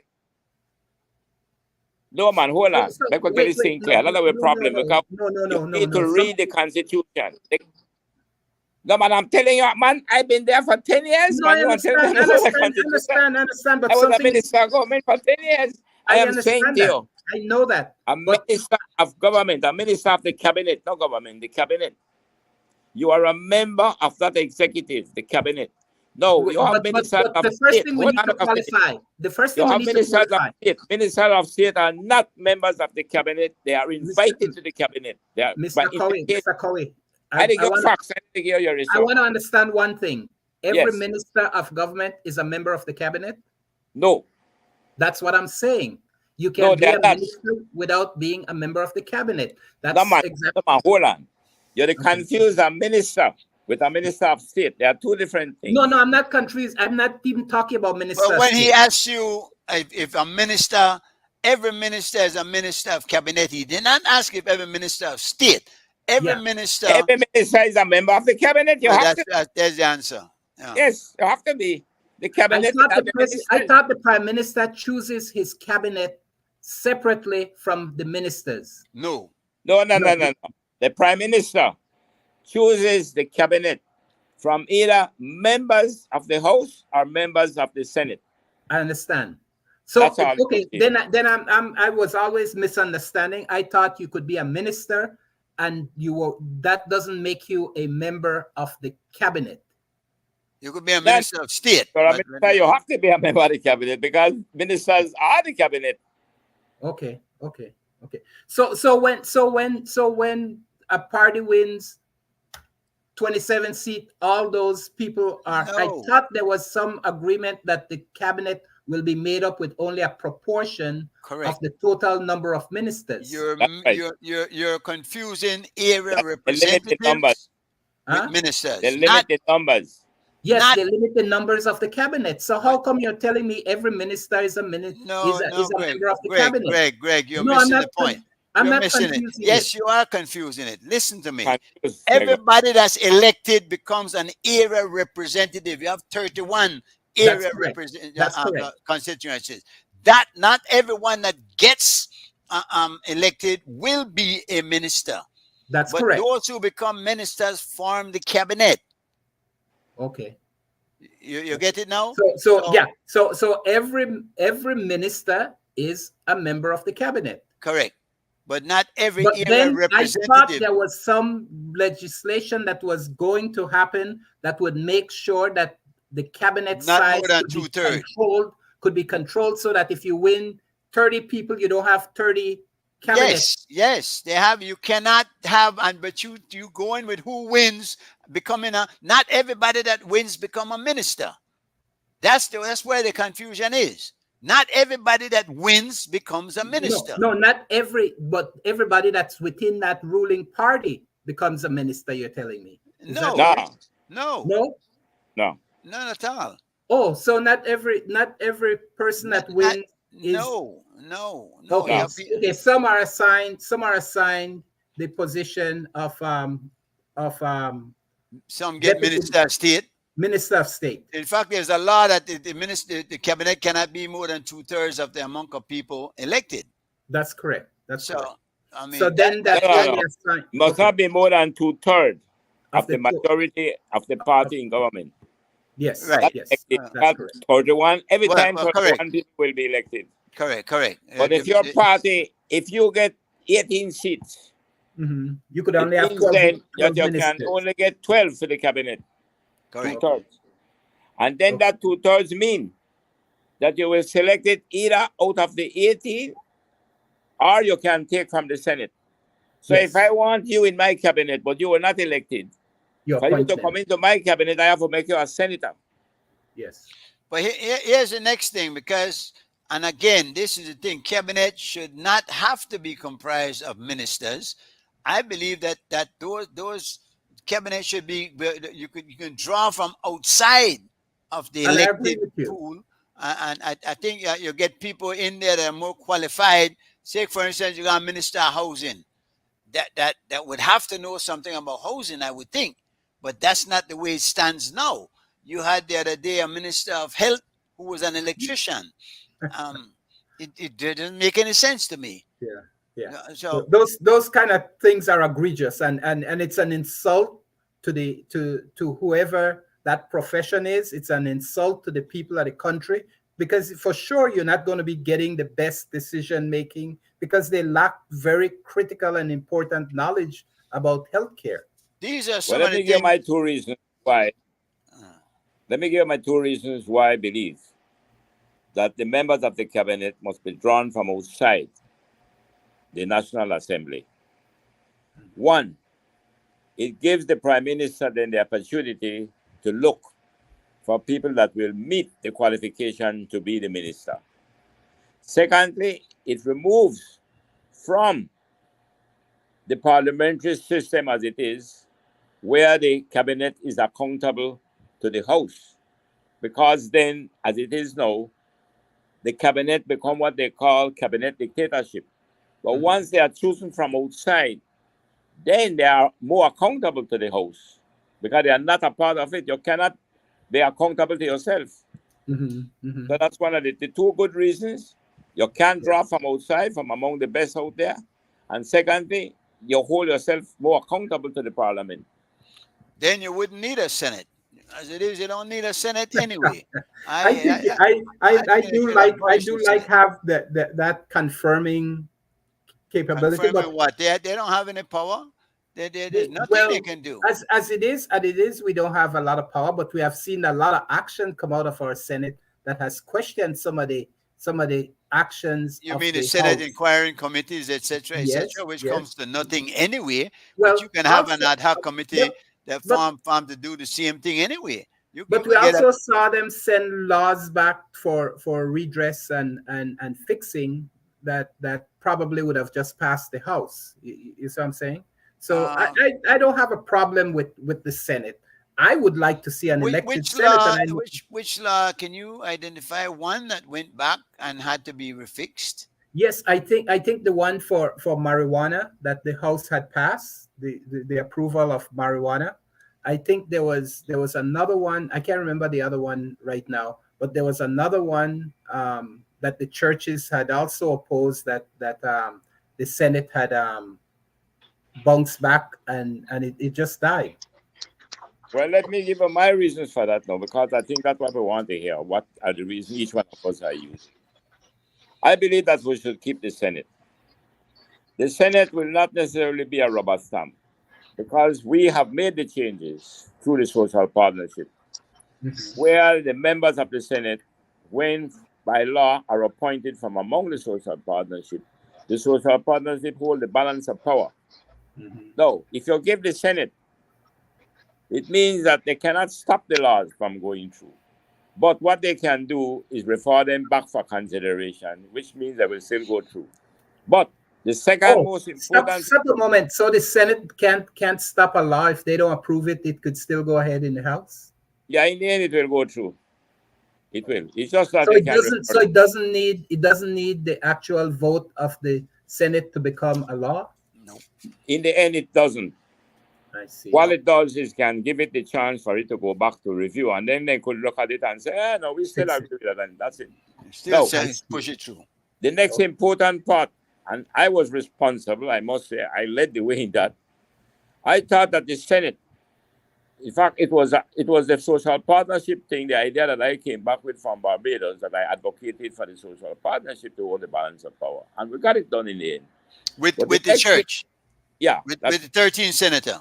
That's right. But of course, that was botched up, you know that. Although he didn't want to appoint it, but in the end... But at the end of the day, it didn't do any good, Joe. No, it did. You know what they do? Hold on, let me tell you what they did. What that government did.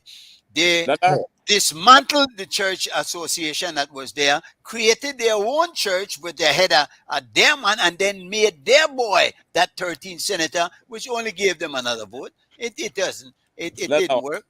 Now let That me tell didn't you. work. Now let me tell you the purpose of it. Then, because I was involved in that very much. I The was saying, purpose of it, Joe. come on, The make up. purpose of it. I Yeah, hear but you. follow me. The I social think it, partnership was to be from among the social partnership, which was, we know them, the church, the trade unions, the chamber of commerce, etc. Now, they would have held the balance of power. What Barrow did, he should have done it, but he didn't. And what happened? The trade union Congress struck against him, and they forced him to appoint the 13th senator. Now, that yes, was good for us. yes. Now, what I'm saying, the next important thing, as an advocate of, I had the reform for that. I thought that we should make the Senate an oversight body. If you look in the laws, that when we amended the Constitution, I advocated and we amended the Constitution to make it happen. There are certain things that the Senate now, since we amended the laws, become oversight. In other words, then the Senate will be able to hold the other part of government accountable. Mhm. Even with treaties, there are certain treaties that if the Senate doesn't approve it, they can't go through. Gentlemen, But we're out of time. you told me that the laws could still be implemented without the Senate. No. There are two things I'm talking about. I'm not talking about laws that are to be passed. I am talking about the oversight side of it. The oversight. To give No, the but you Senate. said you said specifically treaties can be stopped if the Senate does not agree to it. So Which is, yeah, but those were part of the oversight. Like, for example, the Public Accounts Committee, all these things, Mhm. you should not be leaving it to the very people who supposed to be overseeing. You put it to somebody else other than them. And I think that is working pretty good. Joe, you know you got is and you got ought. We know what ought to be. We also know what is, and what is ain't shit. People, we're out of time. Lisa need to talk about her her stuff coming up on this 19th, 17th. Is Lisa still here? Lisa? I'm here. All right. You want to say something, Lisa? It's good to our audience out there, especially those in the Los Angeles area. Please come out to the summit. We have the Ministry of Immigration, who will be processing passports applications for those who are in need of a Belizean passport. This is opportunity. If you have children that you would like them to acquire Belizean citizenship through your citizenship, that is also being processed those days. There's going to be two locations, Monday, June 17th through Wednesday, June 19th in Santa Monica. Thursday, June, what is that? June 20th through Saturday, June 22nd at the LAX Marriott. Please come out, sign in to get your appointment. This is a special occasion for those who are unable to travel back home. Specifically, this is your opportunity to get your passports or file applications for immigration status purposes only. And for those who are interested in acquiring land, the lands department will be here taking applications if you want to apply for a piece of land in your district or area where you're from, or wherever else in Belize. This is a great opportunity. You have land inquiries. If you have questions about your property that you've already have, this is also an opportunity to make an appointment for you to get those land inquiries and questions answered. So please come out on Saturday. There is a gala. It's $50 per person. You must register and pay for a ticket via Zelle or Cash App. There's also an Eventbrite link that we can forward to you, and it's on Facebook. You could go to Diaspora Summit, and it will. All of these links are there on Facebook if you're interested. The gala starts Saturday at 7 p.m. We would love to have everyone come out and network with one another. This is also another great opportunity on Friday for those who are interested in a business aspect for investments and creating and having business in Belize. So come out, guys. This summit is going to be an eventful event, informative event, and we would love to see all of you come out and support one another, especially as the Belizean community. All right, thank you very much. Come And out just for the there. chairman, give the diaspora the vote. Not even put that there because they can't get, they're not got the authority. All right, guys. Thank you for joining us tonight. See you guys next week. See why.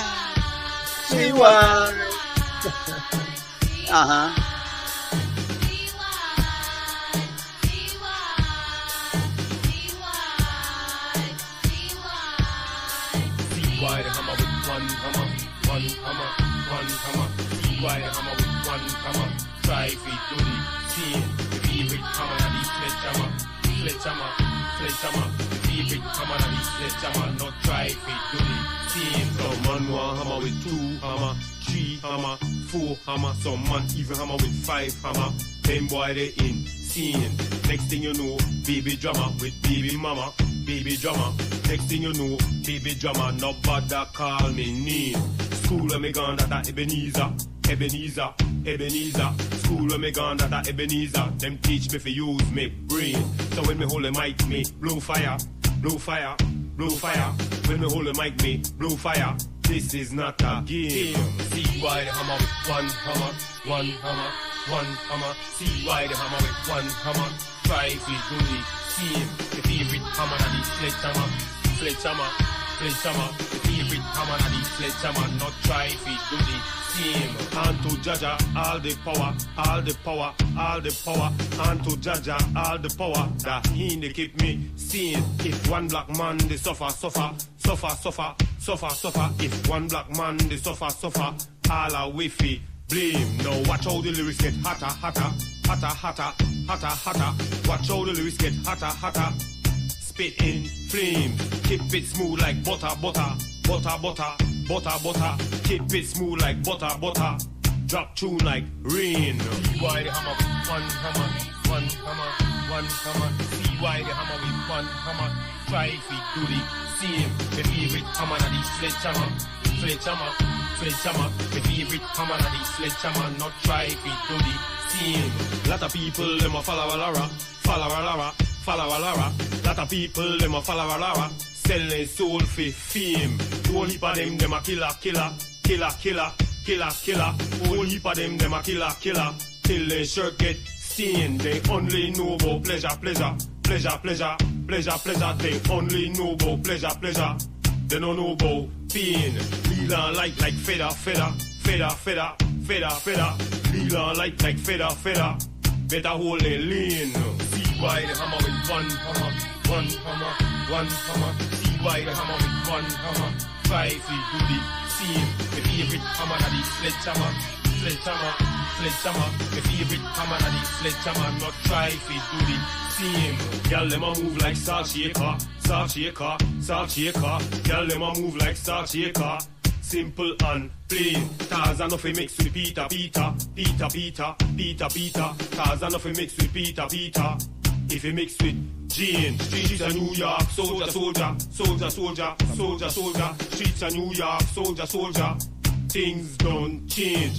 In any time, new world order, new world order, new world order. In any time, new world order.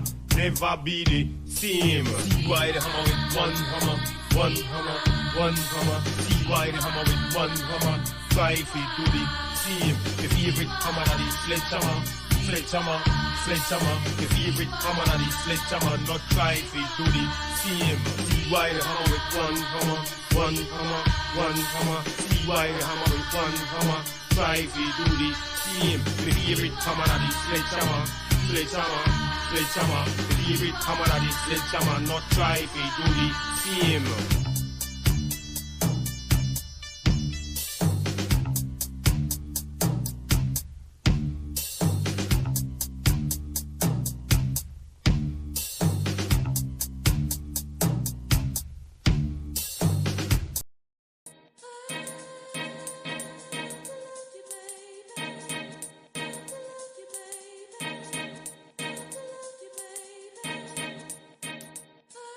Nothing to try twerk.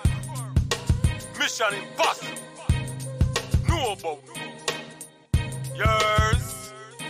Incredible, lovable, adorable, respectable. Not because me know soul wide open means semi gullible. Oh.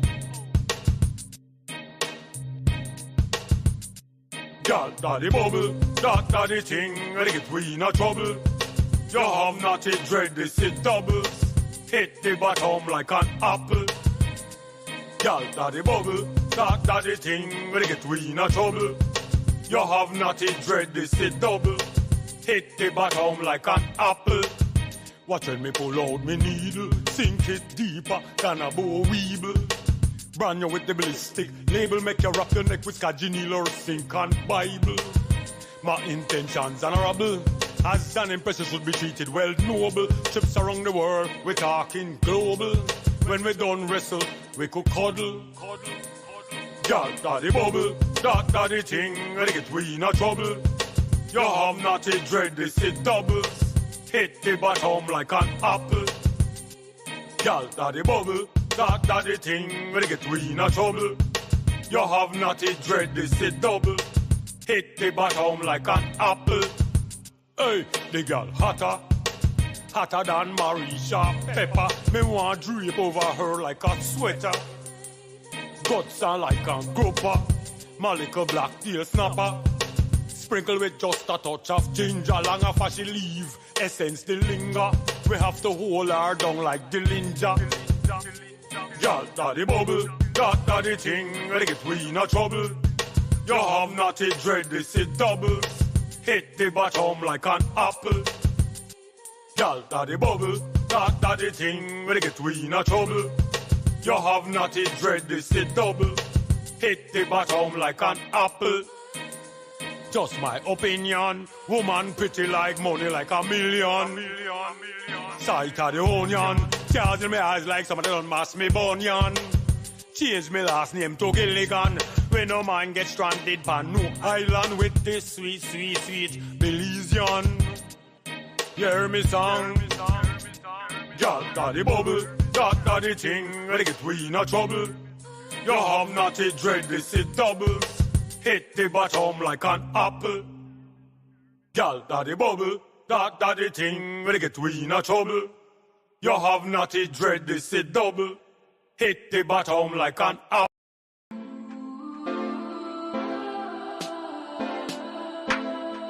Sexiness can't done. Confidence shine through like the sun.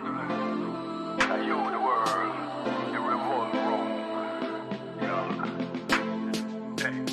Look like a struggle. Bring you the wall. We don't say you're the trouble. Just by the way how you're the top. Take time, reverse, put the bubble. You know, pop the gun, turn up the bass, turn on the treble. Dance all calm. Look like a struggle. Bring you the wall. We don't say you're the trouble. Just by the way how you're the top. Take time, reverse, put the bubble. Pop the gun, turn up the bass, turn on the treble. Bounce all car, funky phone. I really clone, whether downtown or uptown. Somebody lost, treasure see white phone. Plus the wee sound don't come up all the way from the ground. Look like a destruction.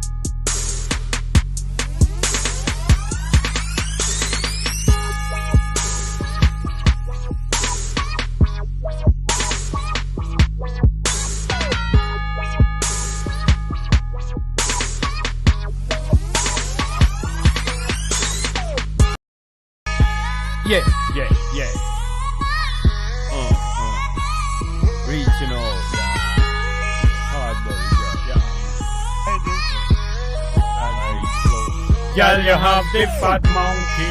Well, is it a chimpanzee or even a orangutan? It could have be a gorilla, Pamela, with the comfort and punish strong. And the way how you're so sexy and crispy, straight out of the 501. But not the fret, not the worry. Trust me, you don't have no competition. Look like you just smuggle illegally in your butt. Anytime you pass me bones, stiffen up. Me no want you think so that me mind is corrupt. Yet we have to finish up. Expensive material out of your cut. You could be a billionaire if you battle it up. Must lift weight the way how you buff. You boggle me mind, no. Girl, you have the fat monkey. Well, is it a chimpanzee or even a orangutan? It could have be a gorilla, Pamela, with the comfort and punish strong. And the way how you're so sexy and crispy, straight out of the 501. But not the fret, not the worry. Trust me, you don't have no competition. If you're the orange juice, you'll be powder pack. Coulda be a hit to man the way how you strap. Baby got front, baby got back. Alone pon the mountain top. Me have to pull your resume and get an interview, so you could better know me and I could know you.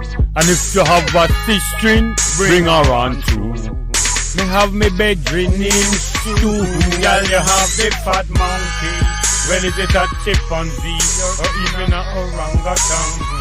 It could have be a gorilla, Pamela, with the comfort and punish strong. And the way how you're so sexy and crispy, straight out of the 501. But not the fret, not the worry. Trust me, you don't have no competition. Look like you smuggle illegal alien in your heart. Anytime you pass me bones stiffen up. Me no want you think so that me mind is corrupt. Yet we have to finish up. Expensive material out of your cut. You could be a billionaire if you battle it up. Must lift weight the way how you buff. You boggle me mind, no fuck.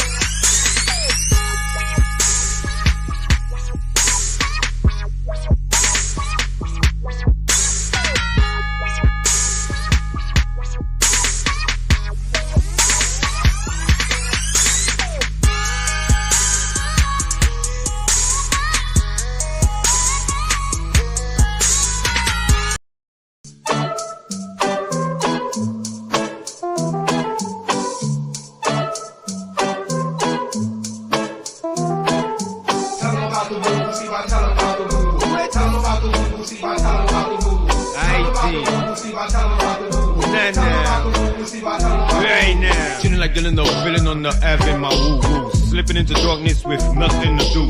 Mindless from choking, from smoking the woo-woo. Stop, I got to get the bottle of woo-woo. This food bumped into me, started with his burr. Talking outside of his neck, he said, fuck.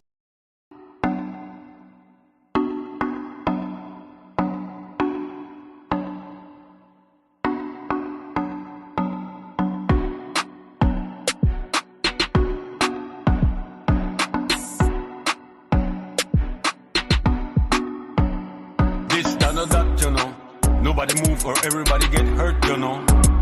This, that, or that, you know. They won't have a close relationship with dirt, you know. This, that, or that, you know. Nobody move or everybody get hurt, you know. This, that, or that, you know. You won't have a close relationship with dirt, you know. I'm the sole proprietor of my catalog. Give me all of mine. Points, residual, hostage, collateral. Dead on arrival. Wet you up, then shoot up your funeral. Individuals performing rituals, motherfuckers have no moral. Her character, they wouldn't kill nothing, wouldn't let nothing die. Should have been a doctor. From the outside, north, I stay insulated. Mine, I'm a grind, most hated.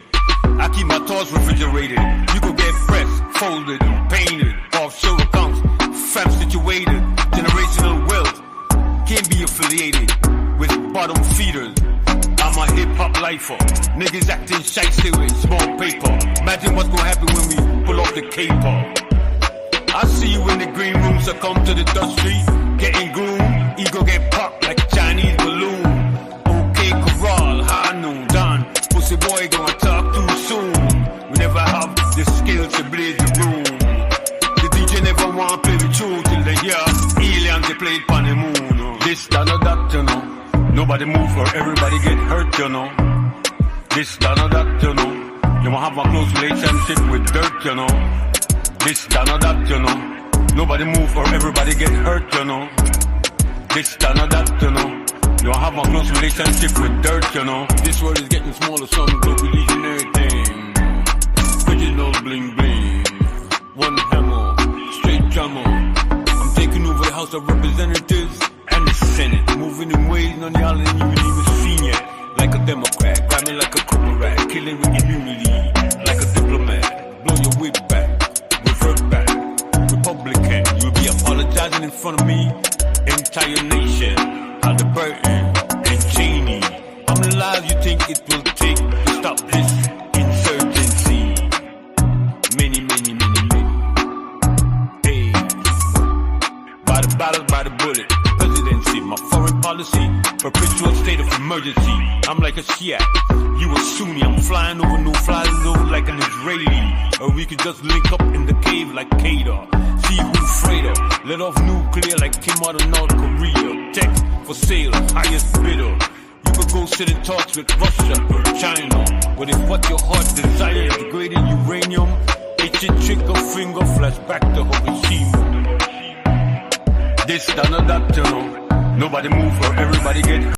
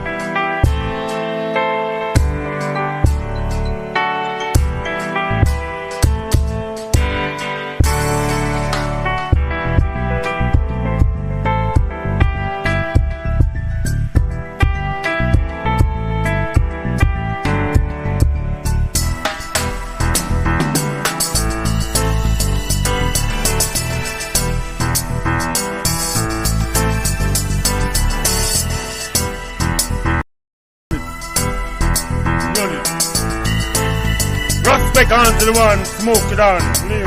Smoke it at Studio One. There again. There we go. Oh, damn yo. It's on and popping. We keep the crowd clapping. Sexy ladies up on the dance hall. Keep moving and stopping. Crystal by the gal. On ears we blowing. We got the rhyme for your mind. Smooth sheet talking. It's on and popping. We keep the crowd clapping. Sexy ladies up on the dance hall. Keep moving and stopping. Crystal by the gal. On haze we blowing. We got the rhyme for your mind. Smooth shit talking. We keep dance all cock long after dark. Now watch your face, you know we just sharp. Khaki suit and gloves. Empress love how we bark. With a frat with a big white shark. When we play football, the whole team get rocked. You like ice up on the pinky, watch this spark. Fat monkey girl, wheel in the dark. Execs rejected it. What? But the sheets requested it. Oh, who job bless? Who job bless? No man can curse him again. Execs rejected it. Nah, but the sheets requested it. Who job bless? Who job bless? No man can curse him. Salsa, it's on and popping. We keeps the crowd clapping. Sexy ladies up on the dance hall. Keeps moving and stopping. Crystal by the gal. On haze we blowing. We got the rhyme for your mind. Smooth shit talking. It's on and popping. We keep the crowd clapping. Sexy ladies up on the dance hall. Keeps moving and stopping.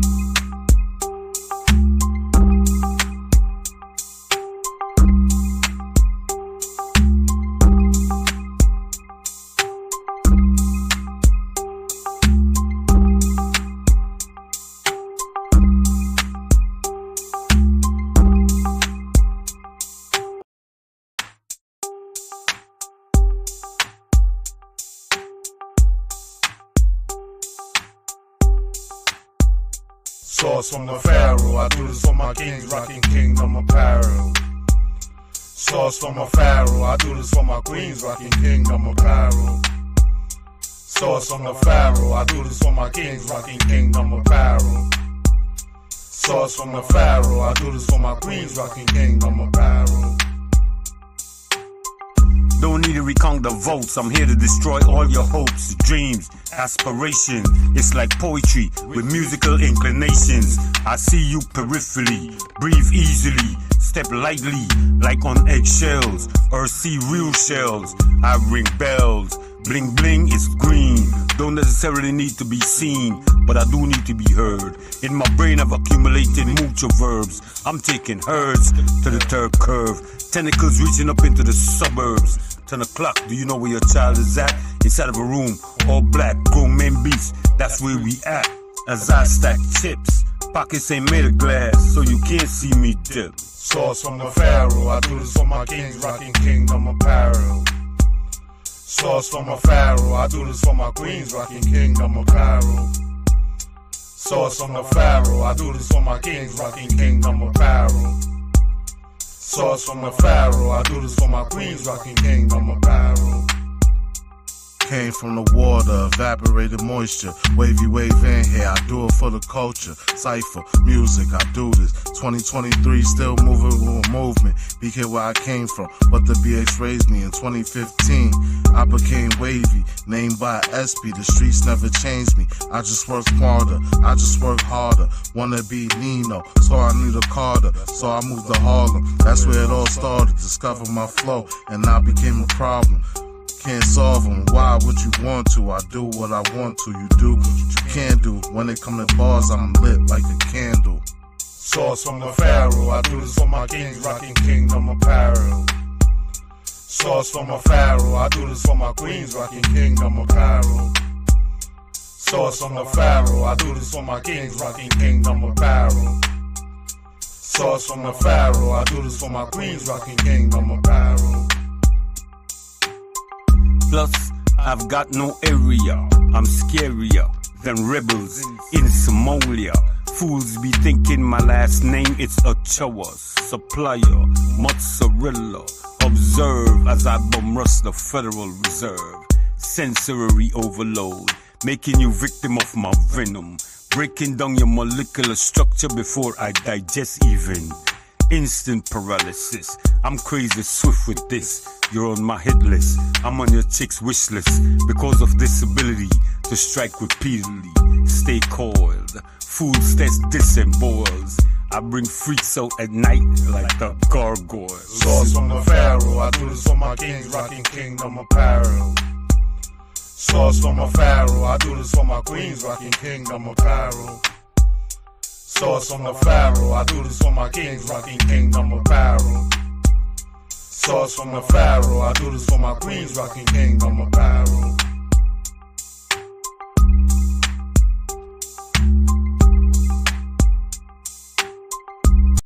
It's another Doom Man freak. Hell yeah, you're listening to another Muzi production.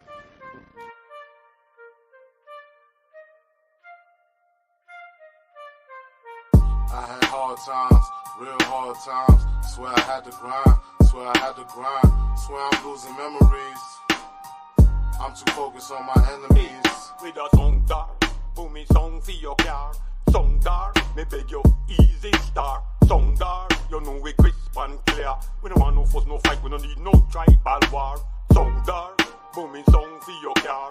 Song dark, me beg you, easy start. Song dark, crisp and clear. We don't want no fuss, no fight, we don't need no tribal war. I'm in charge now, I'm the boss now.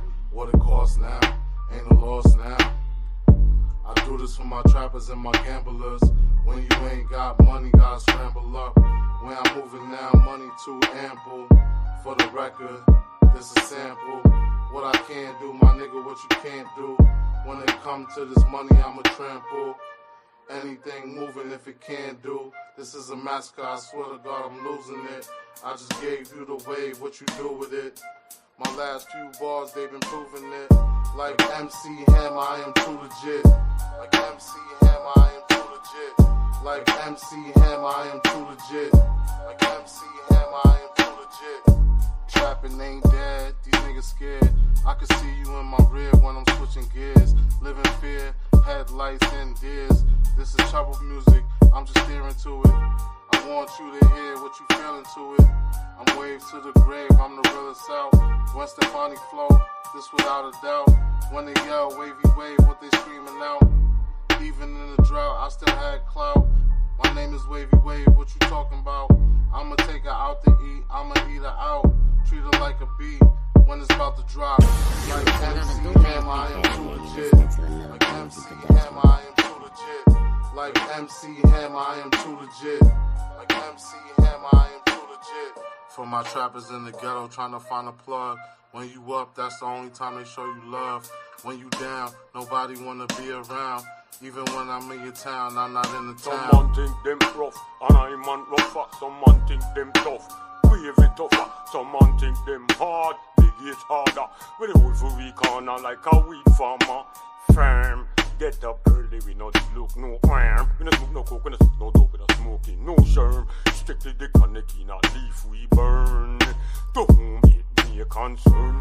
Ashes to ashes inside of a urn. We don't forget things you'll never ever learn. Me the whole my corner, me and my girl named Laverne. Did you hear that? Who the casket fit? Them better just wear it. We know where the bodies are buried, that we make them build the pit. Like MC Hammer, I am too legit. Like MC Hammer, I am too legit. Like MC Hammer, I am too legit. Like MC Hammer, I am too legit. to another Doom Freak. Hell yeah, you listening to another Muzi production.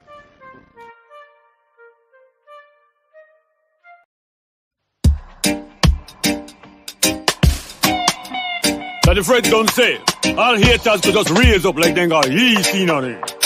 Incognito, like Nick Romano. We live with life in a stealth mode. Off for them decks when we touch road. No half a clip, we carry the full load. We keep the pedal to the metal, the flow board. We live life in a stealth mode. Cause enough for them decks when we touch road. No half a clip, we carry the full load. We keep the pedal to the metal, flow board. You like the game, but the game not like you. You only talk big when you're dead long with your crew. But when you're solo, in the morning do skip to me loo. Remember say, we come up from mud. We not just plaster, we apply mud. Girlfriend tick like mud. You cannot stop the blessings we come from above. We live with life in a stealth mode. Off for them decks when we touch road. No half a clip, we carry the full load. We keep the pedal to the metal, the flow board. We live life in a stealth mode. Cause enough for them decks when we touch road. No half a clip, we carry the full load. We keep the pedal to the metal, flow board. When they touch it, cool. Bars expensive like fuel. Crown jewel, directly from out of the jewel. Countrymen, offer them fraudulent. Act like they know say dead permanent. Treat we like heads of state parliament. We have too much things to under the talk about disarmament. Disarmament. We live with life in a stealth mode. Offer them decks when we touch